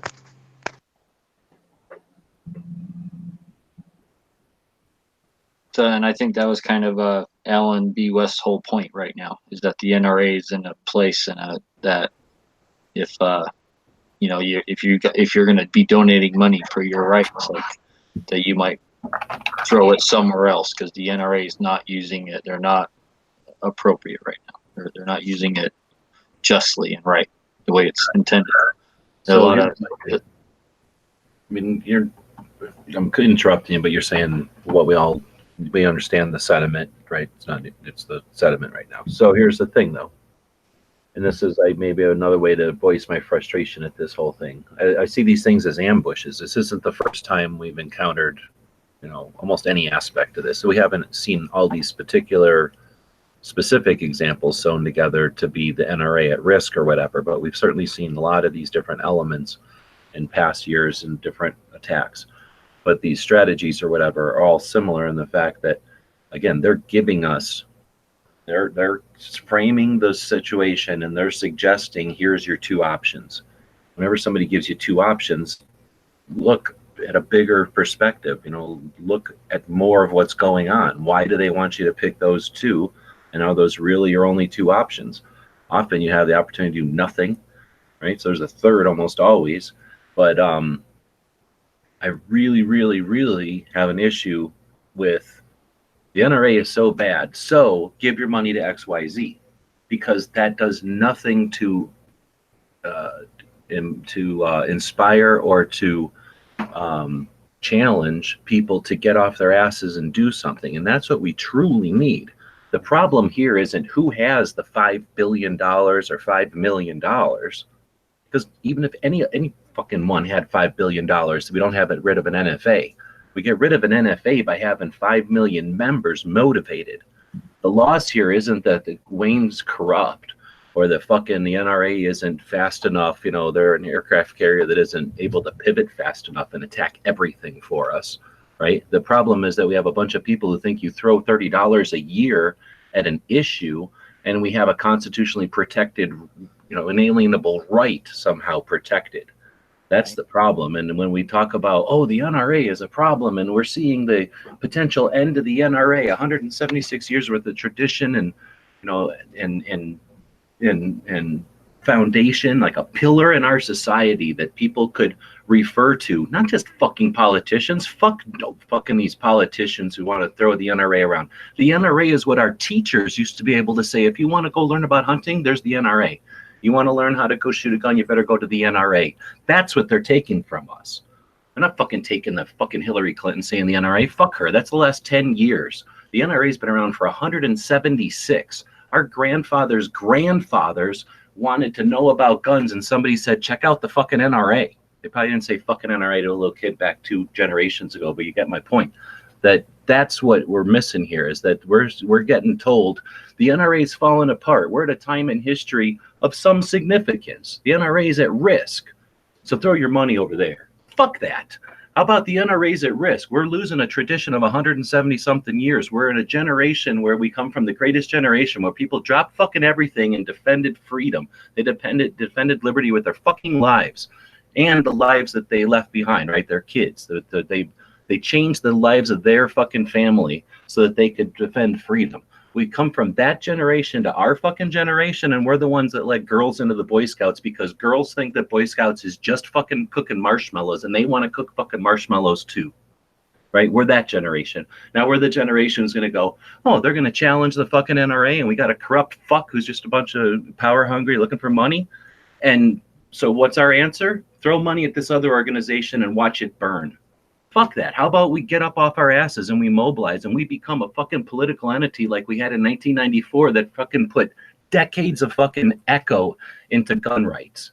People in 1994 weren't at the internet yet. They were fucking still motivated by fucking being pissed off by being betrayed by representatives, and they in mass got up and reacted, and they've worked. The players have worked to get that out of us. They've given us fucking salty treats and fucking alternative fucking methods of playing on little gizmos so that we have no interest in the things that we had interest in, so that they can evolve these fucking rights. And if our fucking challenge is to fucking just throw money at somebody else because that teaches them, fuck, it doesn't teach them shit. What are we teaching our descendants when we fucking simply write a check to a different place and then go back to paying? How much fucking money do people pay on video games?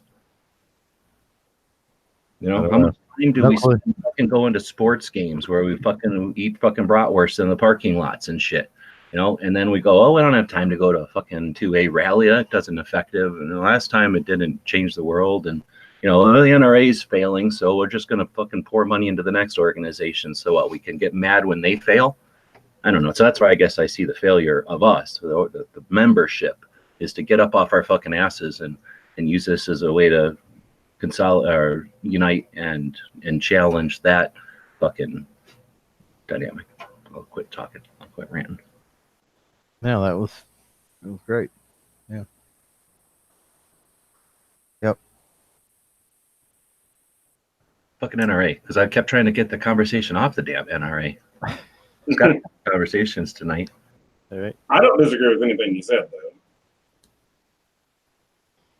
I don't know. It's been a good conversation on it, I think. So yeah, I just wish I knew more. I mean, Dead Horse, your insight with Alan West or whatever. Like I say, I just follow that guy. He's been very, very vocal. That's why I'm like, oh, hey, who's this guy? Right. Oh man, like what is he saying? Like, oh, you know, and he's just been so vocal and just outgoing out there since he resigned and really bringing a lot of light to the inner workings of the NRA that like I never knew before, and some of, like I said, the misappropriation of funds and stuff. And I don't want to see the NRA burn, and I don't think Alan B. West does either. I really don't. But like I said, like if there was something big coming up right now, oh, go ahead. I was just gonna say, like, I think his whole point of that about maybe looking for another organization, I think that was really about like the attacks right now, like fighting for your rights right now, that the NRA is not doing it. I don't think he wants to see it burn or go away. I don't think none of us do. I sure don't. But there's a big lifetime member of the NRA, so the biggest difference between everybody can say I don't want it to go away, because that's everybody can say that in all honesty. But there's a big ass difference between that and willingness to see it go away. I don't want it to see it go away, and I'm willing to do a hell of a lot to make it stay there. And I know that that's a challenge because there's a lot of people that just don't give a fuck. And it's just a 3 letters, and just like there's a shit ton of 3 letters out there. We don't need this one.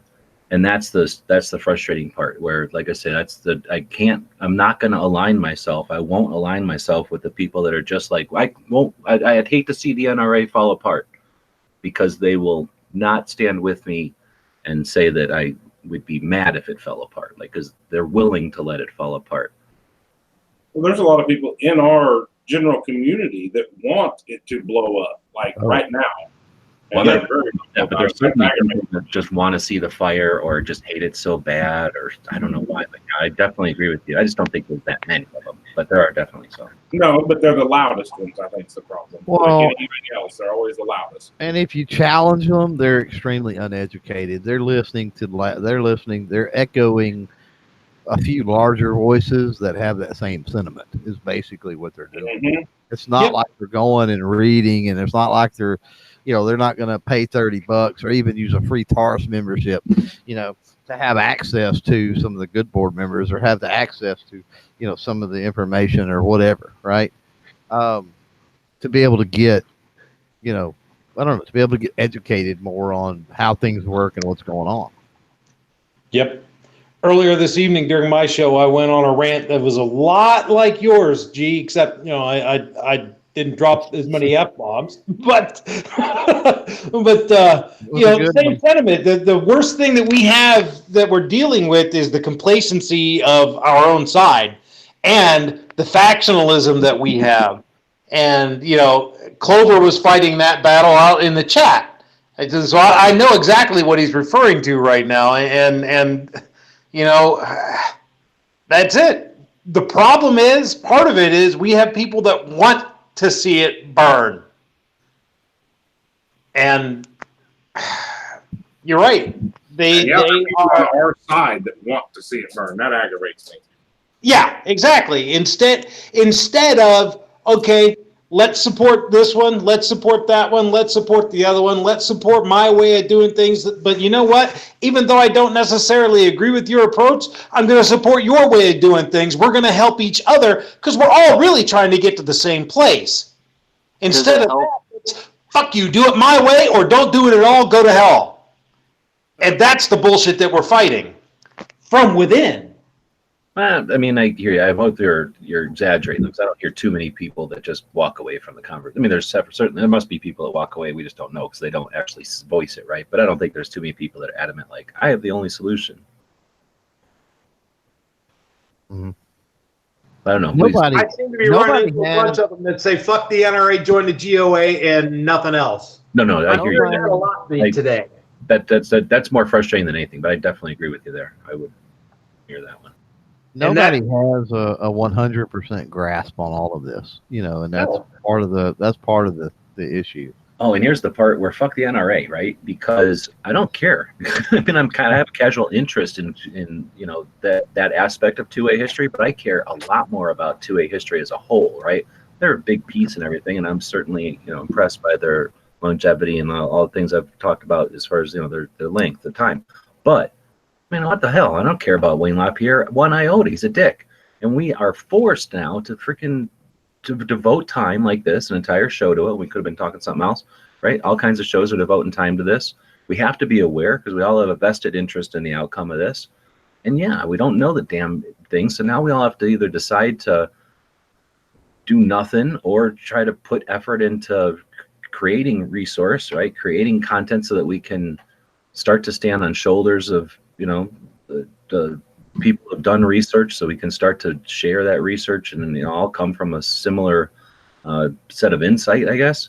So yeah, I mean, we have to create a bunch of shit here, and it's frustrating. But I guess when you look at the big picture, is it better to fight something like this, or is it better to, or what would be our alternative if we could, some other scenario, some other alternate future, if somebody else was elected president or something, right? So there's potentially a lot other fights that could be thrown at us, and we know that those would be unrealistic and foolish, and to think that we're never going to see a bump stock or another infringement come flying at us out of nowhere when we're not expecting, and it's not comfortable or timely. So, man, to some extent, as much as I'm frustrated, again, isn't this an opportunity for us to change the paradigm and not just voice our opinions and then become spectators, but instead to use something as important as the NRA, situation here to get, potentially we got kids involved in this. We've got adult people that have been in NRA their whole lives. We've got people that are into it from the training side of it. I've got the people that are in on it from the whole political side. There's so many people in the NRA. Again, if we're willing to see it go, there's just so much resource there, so much infrastructure that, we could, I don't want to just say salvage, but capitalize on while it still exists, but before it has to be salvaged. It's fucking frustrating. Still talking about it. One thing that frustrates me is our side is, had Hillary had won, guess what? This wouldn't be a topic. We would be all together on one page fighting for the common goal. And probably have a lot less gun rights. Probably have a lot less gun rights than we have now too.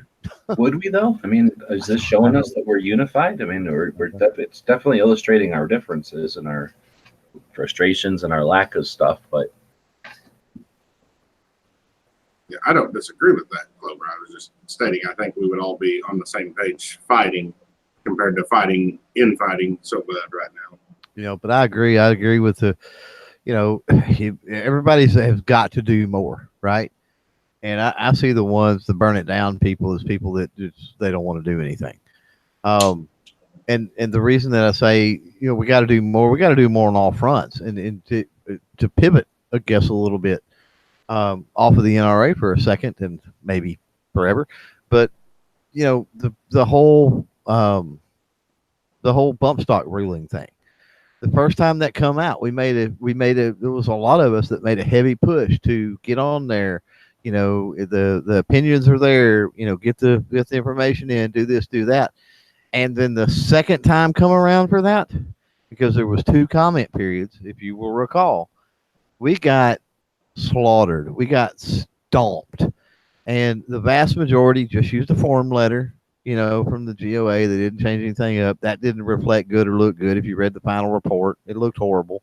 The numbers, even with form letters and stuff, robo letters or whatever, the numbers as far as the response or the replies or comments or whatever were sad the second time around. We did really good the first time, and then everybody got complacent, and look what happened. Could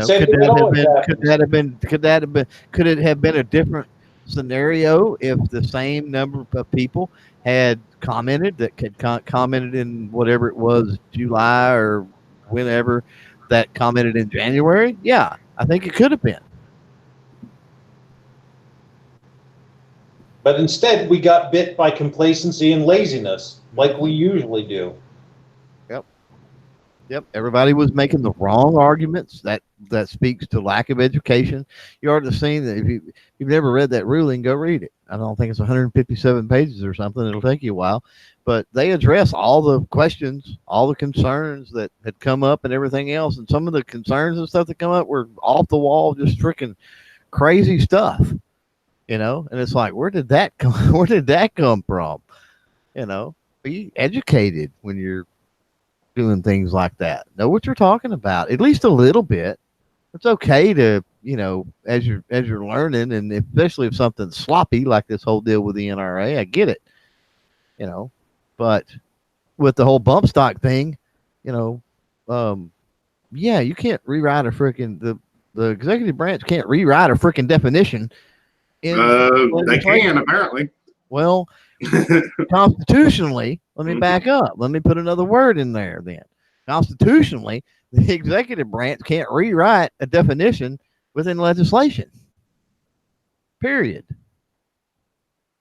But people also were scared, and that was one of the plays by the NRA.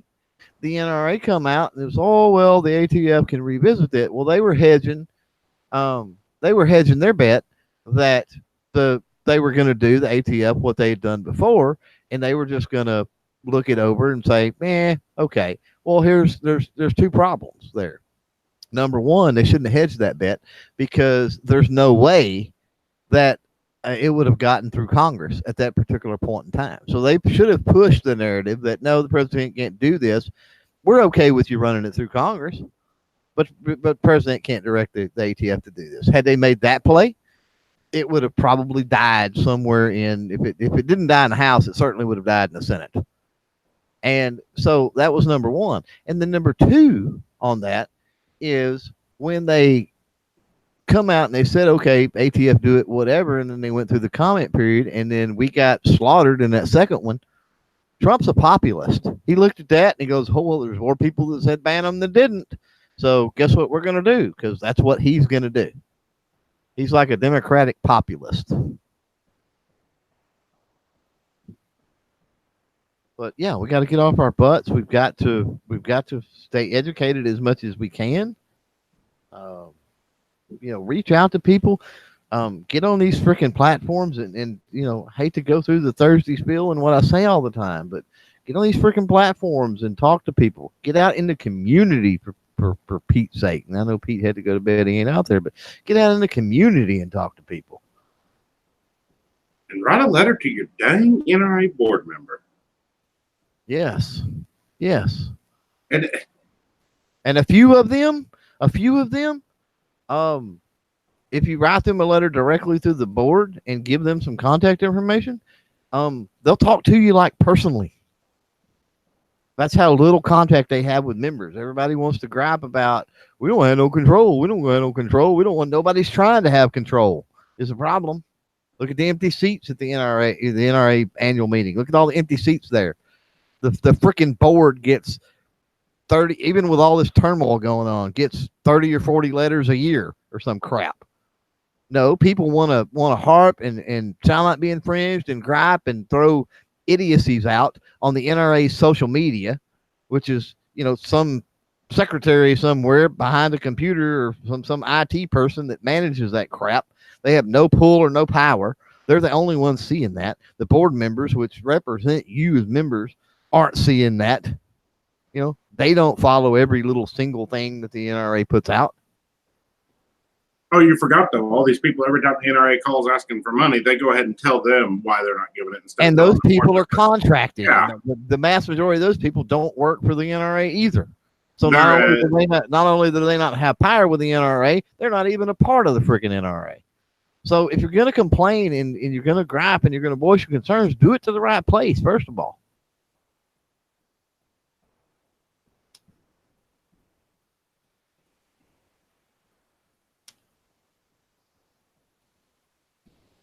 And I dropped the mic, I suppose. I apologize. No, even the Gun Collective put out on their website, they had a page with every single NRA's email address and stuff on there, so you could contact each one of them very easily, all put together in one place, so you don't have to search for it. Somebody showed me that in the chat here a while back. Yeah. I like the idea of I don't know, maybe they can be a Minuteman University project, or maybe they can be something that we could collaborate an effort on and break the board member. 76 freaking members, good God.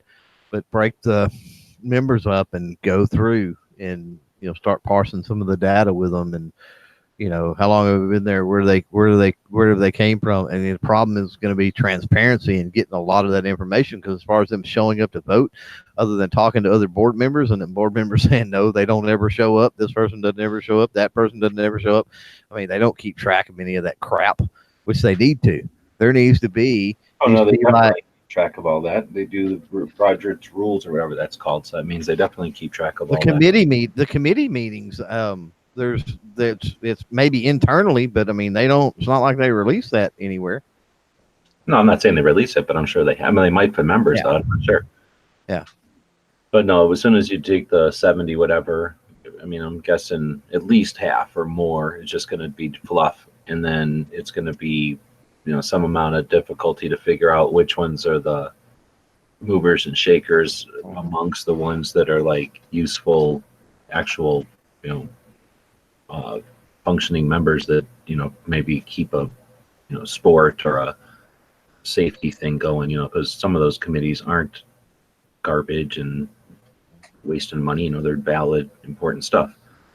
So, some of the members are going to be involved in that kind of stuff. And then there's going to be a bunch of medium ones, probably political types. And then there's going to be the ones that are corrupt. But yeah, doing some kind of a map or something. Again, this is the internet. I mean, come on. There's how many members or how many million members of the NRA? We've got to be able to come up with a couple of lists somewhere to keep track of who our, our organization's representatives are. Right. All right, I'm taking it off the fucking NRA, dead horse. Awesome. So I'm gonna do something different. I'm gonna ask each person on the I'm gonna ask each person on the panel who uses the Instagram, which I believe is all of you, to tell us, screen share if you can. Otherwise, I'll screen share and go try to find it. But what's your favorite Instagram picture from this week? Not yours, but your favorite picture that you've seen. If it's yours, it's yours. But your favorite picture from Instagram this week. Wow. As you think of it, just chime in. Okay, going to be some silence for a while. Thinking, good Lord, do you realize how many pictures flow through Instagram in a week? I figure that's why I'm leaving it kind of open, so that you got a lot to think about. But there's got to be something that boils to the top. If you'd have said today and been like, okay, I can do that pretty easy, but golly, this week. Does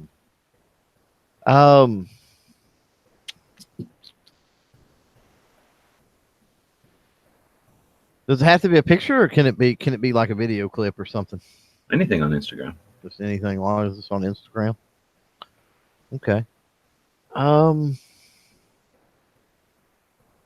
Yeah, I'm gonna scroll through. I'm gonna cheat. Anybody else think off the top of their head? I think mine was this picture Tyven posted about of this storm rolling in, and just the heaviness of the rain falling down. It was kind of cool off in the distance. Is it Tyven Show? Yeah. I don't know exactly what his Instagram is at this point, but yeah that the Tyven Show. Yeah. It's not Tyven 113. No. Yeah, I don't know offhand. I'm talking to you on my phone, so I can't really get to my Instagram. Yeah, I'm just trying to find it on my Instagram here. I found HC Tyven. I think I found it. No, I did not. That wasn't him. It's HC Tyven. Got it. This one with the town, or this one with just the field? The one with the town. Yeah, that's definitely some water falling. Where's he at, in Ohio? Yeah. That was one of the storms that smacked us around this week. Oh, well, I'm sitting here. Oh, no. Snob was looking at it, too, because I was locked on Snob the whole time. Oh. Okay, so then yours is, what's this, some kind of MP? Marco's picture of Ken Scott's Provectus Elite pistol. It turned out to be a pretty cool picture with the pond and golf course thing in the background. It's made off of an MP? Yeah. Okay. And then what, somebody's slide, or they just fancy up a Smith & Wesson slide? I don't know. I didn't play with that one. Dead horse? He's in here. Man, that's a hard one. Like, that's super hard. Gosh, I don't even know. I don't like save them or anything. So it's like, maybe I should start doing that, saving my favorite picks of the week. I mean, this one's pretty good too. What's that one? The Second Amendment magazines, but it's really the hand in it that really makes it stand out.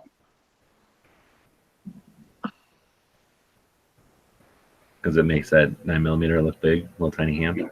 That's my hand. All right, I'll go with Yoder, Texas. I'll go with his pick that he actually posted today that I saw and commented on. So Yoder, Texas, a gun channel member. Which one? The magazine one? Yeah, the one he posted today, magazine one. Yeah, there's 4 picks in that one picture. Oh, okay, so this is the come and talk it. He was the first to guess 10 items in under 60 seconds. What was in Gretchen's purse? The radio was on Target Radio, and the magazine was laser etched by their announcer. I think there's one more pick to the right. So I guess that's 4 pictures, but yeah, that's what I'm going to go with is Yoder, Texas. He's a real good guy. I've been following him for a long time. Gun Channels member. Oh, I was thinking it was Come and Talk It, but that looks like the name of the show is On Target. Yeah, on Target Radio. He posts that on the front page of Gun Channels too. Come up with one, Clover? Yeah, I was looking for it here. This one come up, and yeah, it's a meme or an inspirational quote or whatever. I thought it was, it's kind of appropriate for tonight actually too. And I did comment on it. That's how. But yeah, it's right here. It's from Michael Sodini. Said, in the midst of chaos, there's also opportunity. Sun Tzu. Always.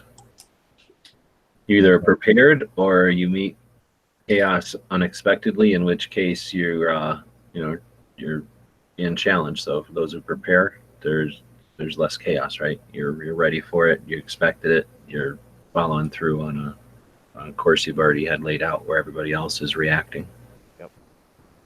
Yep. Good one. Yeah, I asked the question, but I don't think I could come up with an answer. Last week, maybe, because I just found Ed's chant thing, so I've been looking at a lot of his stuff. I guess I will use one of his anyway, because I'll give an honorable mention to a bunch, and that's everybody who shared the patch. Well, that's true. I was going to say that we did get quite a few people posting pictures. Only Gary and Patriot posted videos, I think, though. Or did Armenthea post a video? No, she might eventually do one, but I don't think she's done it. I think she just did pictures. I didn't do the patch batch. I just did mine because everybody else was doing the patch batch. So I'm a big fan of this guy, Ed, now that I've found his channel and he puts a lot of stuff up. So he's got these different images, and I'm still trying to figure out what it's all about. Like a lot of people, I'm sure, because I think a lot of people figured him out when he went on that Joe Rogan podcast. So a lot of the questions that you'd have when you look at something that he posts, a lot of people have. So when you got a situation like that, he's got a lot of people looking at everything. There's already, most of the time, somebody's already asked a question. Anyway, so it's neat to experience somebody's channel mid-project who just had some initial or some reach, so that in the midst of their project, they're going back and kind of talking about some of their origin stuff, and telling some backstory and things like that, where typically you find somebody new on a platform and they have, unless something like that's happened to them, they're just doing their thing. So you got to pick it up midstream and try to figure everything else out, all the different things out. With Ed's thing and the way that everybody's finding it at the same time, it's just neat because you get to kind of, like I say, everybody's kind of learning at the same time.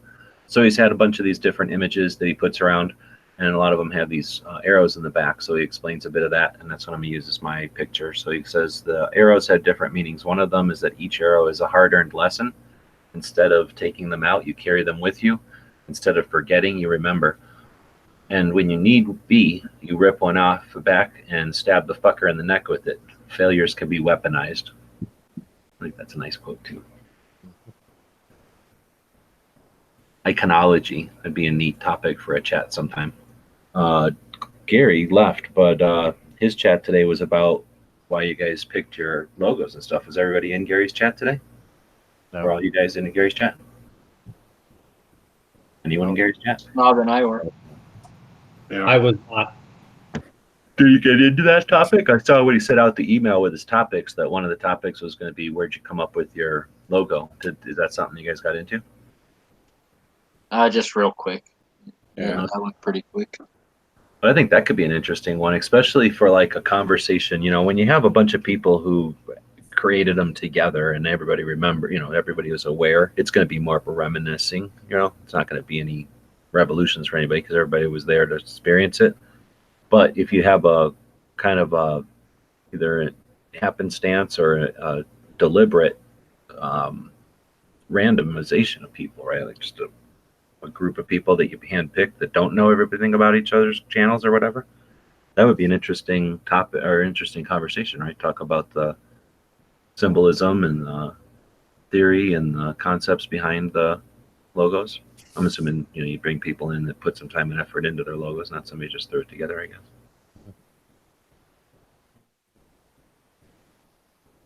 So you're saying Yeah, Snob and I definitely want to be good in that chat. We had like two of the simplest answers. Like, I needed a logo. I have a logo now. I did a logo. It cost me $20 for my kids. So one of my kids. It's pretty simple. But going back, flags and tattoos and just, clothing choices and stuff, people, we have culture, we have society, so you can portray a lot of information through your choices of all kinds of different stuff, right? Subtle things, blatant things, casual things, and deliberate things. My logo actually has a story, and it makes sense if you know me. You play chess all the time? I'm very simple. What's that? You play chess all the time and have horses? Nope. For a long time, one of my hobbies was medieval reenactment, medieval recreation. I was a member of the Society for Creative Anachronism, and I used to get dressed up in armor and wail the shit out of people. And my logo actually was my heraldry that I used within that context. Red and black and yellow, because those stand out really well. The tower and the four little handcuff things are medieval handcuffs called fetterlocks, and it's because of my career as a corrections officer. The heraldry actually can be, in the way that they used to do it in the medieval times, it would be blazoned in a particular way that can, if you could verbally tell what it said. So it's quarterly, means it's divided into four: gules and sable, red and black; a tower or, which is gold, surrounded by four fetterlocks or.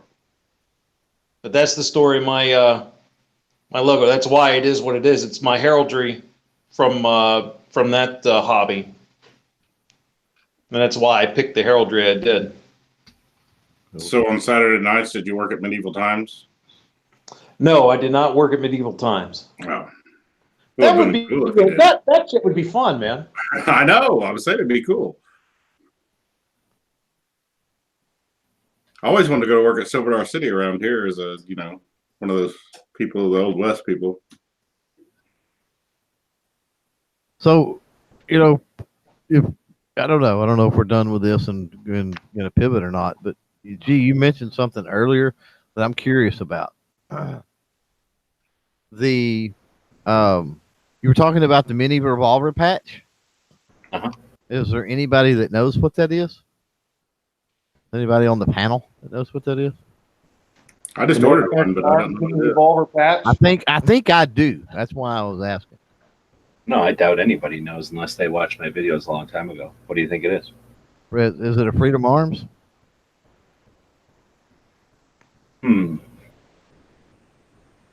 Maybe.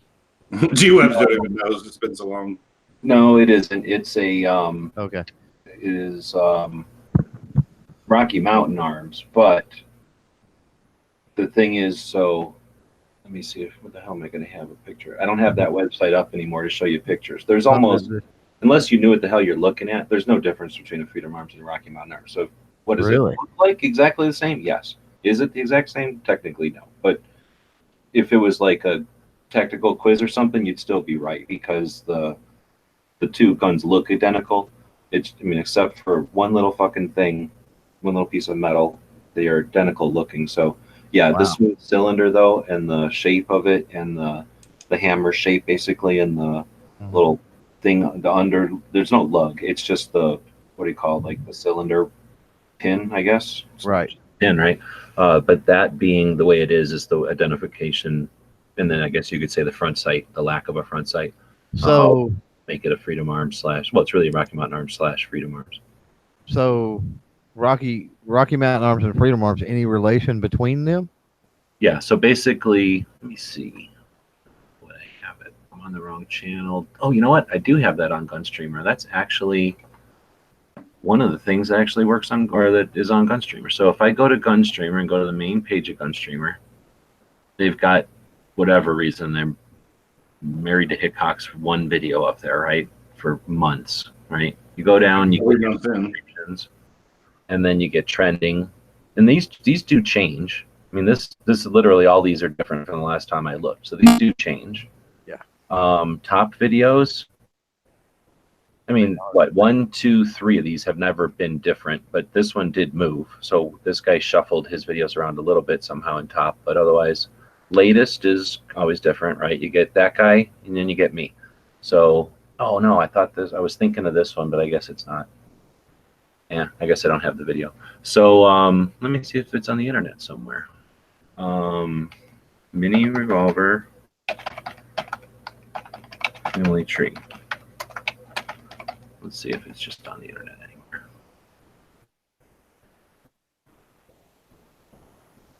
No wonder you can Family tree. search under videos. Oh no, I have it under. Oh, you mean it's not a live video. Oh, it's not a video. Okay. I mean, it was a video, but it's on my other account, so I can't turn it on. It's a video that's hidden or whatever right now. So anyhow, the Dick Kasul, the guy that created the 40. What did he make? The 454. 454 Kasul. Well, the first thing he made was a tiniest production revolver ever, and that was Rocky Mountain Arms. He also ended up making the biggest production guns. You know, the giant guns, the giant revolvers. So that's Dick Kasul. He starts Rocky Mountain Arms, and I think he's dead, or I've never talked to him at least. He's the only person pretty much in the story that I haven't talked to personally. So then comes Jerry from Freedom Arms, and those two work together with Freedom Arms. So Rocky Mountain Arms, Dick Kasul, pretty quickly turns into Freedom Arms. So I don't know how long Dick Kasul worked on his own, but that little revolver was the only thing he ever did. He patented that. As far as the mini revolvers, the only thing he ever did is Rocky Mountain Arms. That was Wyoming. And then they went to Freedom Arms, Wyoming. And that's when Jerry, who I've met from Freedom Arms at SHOT Show a couple of times, I usually say hey to him every year now, but I've done some interviews with him. He's the guy that improved Dick Kasul's first Rocky Mountain Arms revolver into the Freedom Arms, the first generation Freedom Arms revolver. And that's the one that Clover guessed as the patch. And it's basically the first version, the Rocky Mountain Arms, is kind of it's a single action, but the cylinder isn't really locked. So it's not really a good gun, right? It's a neat design and it technically works, but it's problematic and it didn't have a cylinder lock. So what Freedom Arms did is put a cylinder lock on it. At that point, I think Dick Kasul and Jerry got in a fight, and Freedom Arms became Jerry's, and Dick went off to do his own thing. I think. I don't know the whole story there because it was a long time ago. But the patent got sold to North American Arms Corp. No, Inc. Right? And North American Arms Inc. is not North American Arms we have today. It's a company that created an aerospace company. California bought it from these two guys, and they developed what essentially is what today's NAA looks like, the solid frame working with the scalloped cylinders, 4 or 5 5-shot 22s and 22 shorts. They started making those. They're just an aerospace company, and they could, so they did, but they weren't making any money on it really, and they didn't really need that company. So they told one of their people, sell that company, get rid of it, like get rid of that thing. We don't need it anymore. So the guy they told to get rid of it bought it, and his name is Sandy, and he owns North American Arms. So it went from North American Arms Inc. to North American Arms Corporation, Corp, and that's what they are now. So while the California entity owned North American Arms, it moved back and forth between California and a couple of different places in Utah. When Sandy bought it, it moved 2 times more, and it's still in Utah. So that's the North American Arms branch of it. When Jerry and Dick split ways, Jerry kept his version of the mini revolver, and that's the Freedom Arms mini revolver, and he made about 6 of those and then quit making them. And I've talked to him about that, and he said that they still had demand for them, they just had more demand for their bigger revolvers. And since the shop wasn't, of infinite resources, he would end up taking the machining apart for the mini revolvers to make the bigger ones, and then just never put it back together to make the little ones. So he's like, we could make the little ones and people want them, just not enough people want them to, justify creating a whole new thing to set up a whole new set of tooling and shit, because we're still making the big ones all the time. So anyway, that's more you wanted to know, but that's pretty much the whole story of the mini revolvers. Okay. But there's more to it, because then IO made one and Charter Arms made one. BC, the guy that did the AA-12, Boge, he made one. There's a couple other 2 or 3 companies that I never got a hold of theirs, but there was other, I don't know, maybe Dick's patent must have expired where everybody could just jump on it or something at some point. Right. But everybody kind of plays with it for a year or two, like how that Charter Arms that Matt has, that was a neat one because they put a crossbolt safety on it. Stupid fucking concept, but they put it on there. And, it makes it unique because it's a different gun. They also just kind of bead blasted them. They didn't really finish them. So they kind of have a different look. Right. But, NAA dominates them for sure. But there's probably a dozen brands of them if you looked into them. And then I never imported them, but there's ones in Canada. So either they just say screw the law and they just make them, but they look exactly like NAAs, but they're blanks. They're for like scaring bears away. You get these little 5-shot 22 blanks that look exactly like an NAA, except they cost $200 and you can't import them. Otherwise, I'd have one already. But they look exactly like an NAA. They just don't have a barrel and they shoot blanks. Wow. Yeah, be kind of neat though. So, here, wouldn't it? Because it's not a gun; it's just a blank gun. Right. So back to Rocky Mountain Arms. I posted a video from the local gun shop of a 22 black powder rifle, little single shot. Yeah. That shoots like a number 4 buckshot, I think, or something that you shoot out of it. That's the same Rocky Mountain Arms? I don't know. That's a good point. So let's see. That would have been, I'm going to put rifle in here because Rocky Mountain Arms was a revolvers. You know what I mean? So yeah, I don't think, but that's the thing. Did you know, like, put 22 rifle or something, or black powder? Yeah. There was, here's one right here. So, yeah, that's it. Yeah. What was it? One of the Saturday night specials, Brico, when Jennings turned in, Jennings turned into Brico, which turned into, Jennings turned into Cal Wesco, which turned into Brico, which turned into Jimenez. So when it was Brico, when the son, George Jennings, still owned it, he made a rifle. So there's a Brico, right, Saturday night special rifle. I own one. And what it is a Daisy gun that isn't really branded. Like they must have sold the rights or something to it. So there's the same thing with some of these single shots.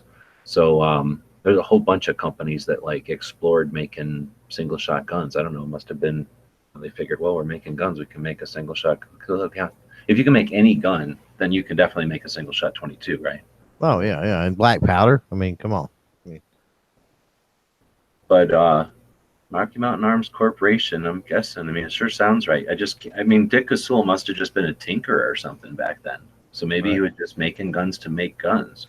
But there are some weird ones. And the thing is, I never had an opportunity to meet Dick Casul. So I don't know. Does anybody know? Is he still alive? Yeah, I don't know. I don't know if he died. When I looked it up before. Yeah, he's dead in 18. So I think what I was thinking is I never, even if I would have been able to meet him by the time I was aware of like wanting to meet him, he was in his last couple of years. I doubt he would have been, right, all that interested talking to me about his crazy little guns. Or maybe he would have, I don't know. But anyway, I never had an opportunity. I never met him at SHOT or anything. Right. But they also have some kind of AR pistols like this that you'll find. And that just, it makes no sense that would have anything to do with him, right? Right. These are out of Colorado. So I guess what you'd have to do, I guess here's one right here, is have to see what state does it say on it. Like, does it, do you remember? Do you have a picture or something? I'm pretty sure it's Colorado. Just says made in USA. So the little revolver I have, which is my favorite one, because it's impossible to get that. They only made a few of them and they all got lost or whatever. They're so little, is Colorado. So maybe, like, if we remember, we can ask Jerry at SHOT Show, and if anyone in the world would know about something like that, he would be, oh, you know what I mean? Like that would have been like asking a guy, hey, before you were friends with this guy, do you know what he made in his garage? But you know what I mean? He probably does, right? He probably at least is aware if he was making a black powder rifle. Because I think Rocky Mountain Arms got sold. See, here's the little Rocky Mountain Arms. It's got this little thingy here. The one you're talking about just doesn't have that little piece of metal. Otherwise, it looks identical. Ah, okay. But this little piece of metal was what Jerry figured out how to jam it inside the gun underneath it here, basically. So the Rocky Mountains come in the same box and everything. It's just that they've got that little goofy piece of metal. So what this does is, as you pull the hammer back, you can see it better on some of these pictures. There's this little bolt or little pin coming through the hammer, right? That's just extruded or coming out of the hammer a little bit. And as you pull that hammer back, right, you can see it's going to pull this little piece of metal. And that's what pulls the lock. Because that locks it. That's what, yeah, that pulls the lock out, and then it rotates. And then when you pull the hammer back, it locks. I guess it's a really simple design. Yeah, it was his first, the first attempt at it or what. Huh. But, oh no, see, this one's Rocky Mountain Arms, Salt Lake City, Utah. So my bad. That says Salt Lake City. Makes me want to go find mine and see what mine says. I could have sworn mine says Colorado. Maybe it does say Salt Lake City. It's been a while since I've looked at them. These all say Salt Lake City. But in my mind, that's just the neatest little fucking gun I own. It's just a smooth cylinder, 22 short, 5-shot. They had a front sight, I think. But no, actually, I don't think they even did. It's not one of the Freedom Arms where Freedom, he put a little front sight, but they would have fall off. Right. Man, that's just the neatest little freaking gun. Anyway, that's the patch right there. Boom.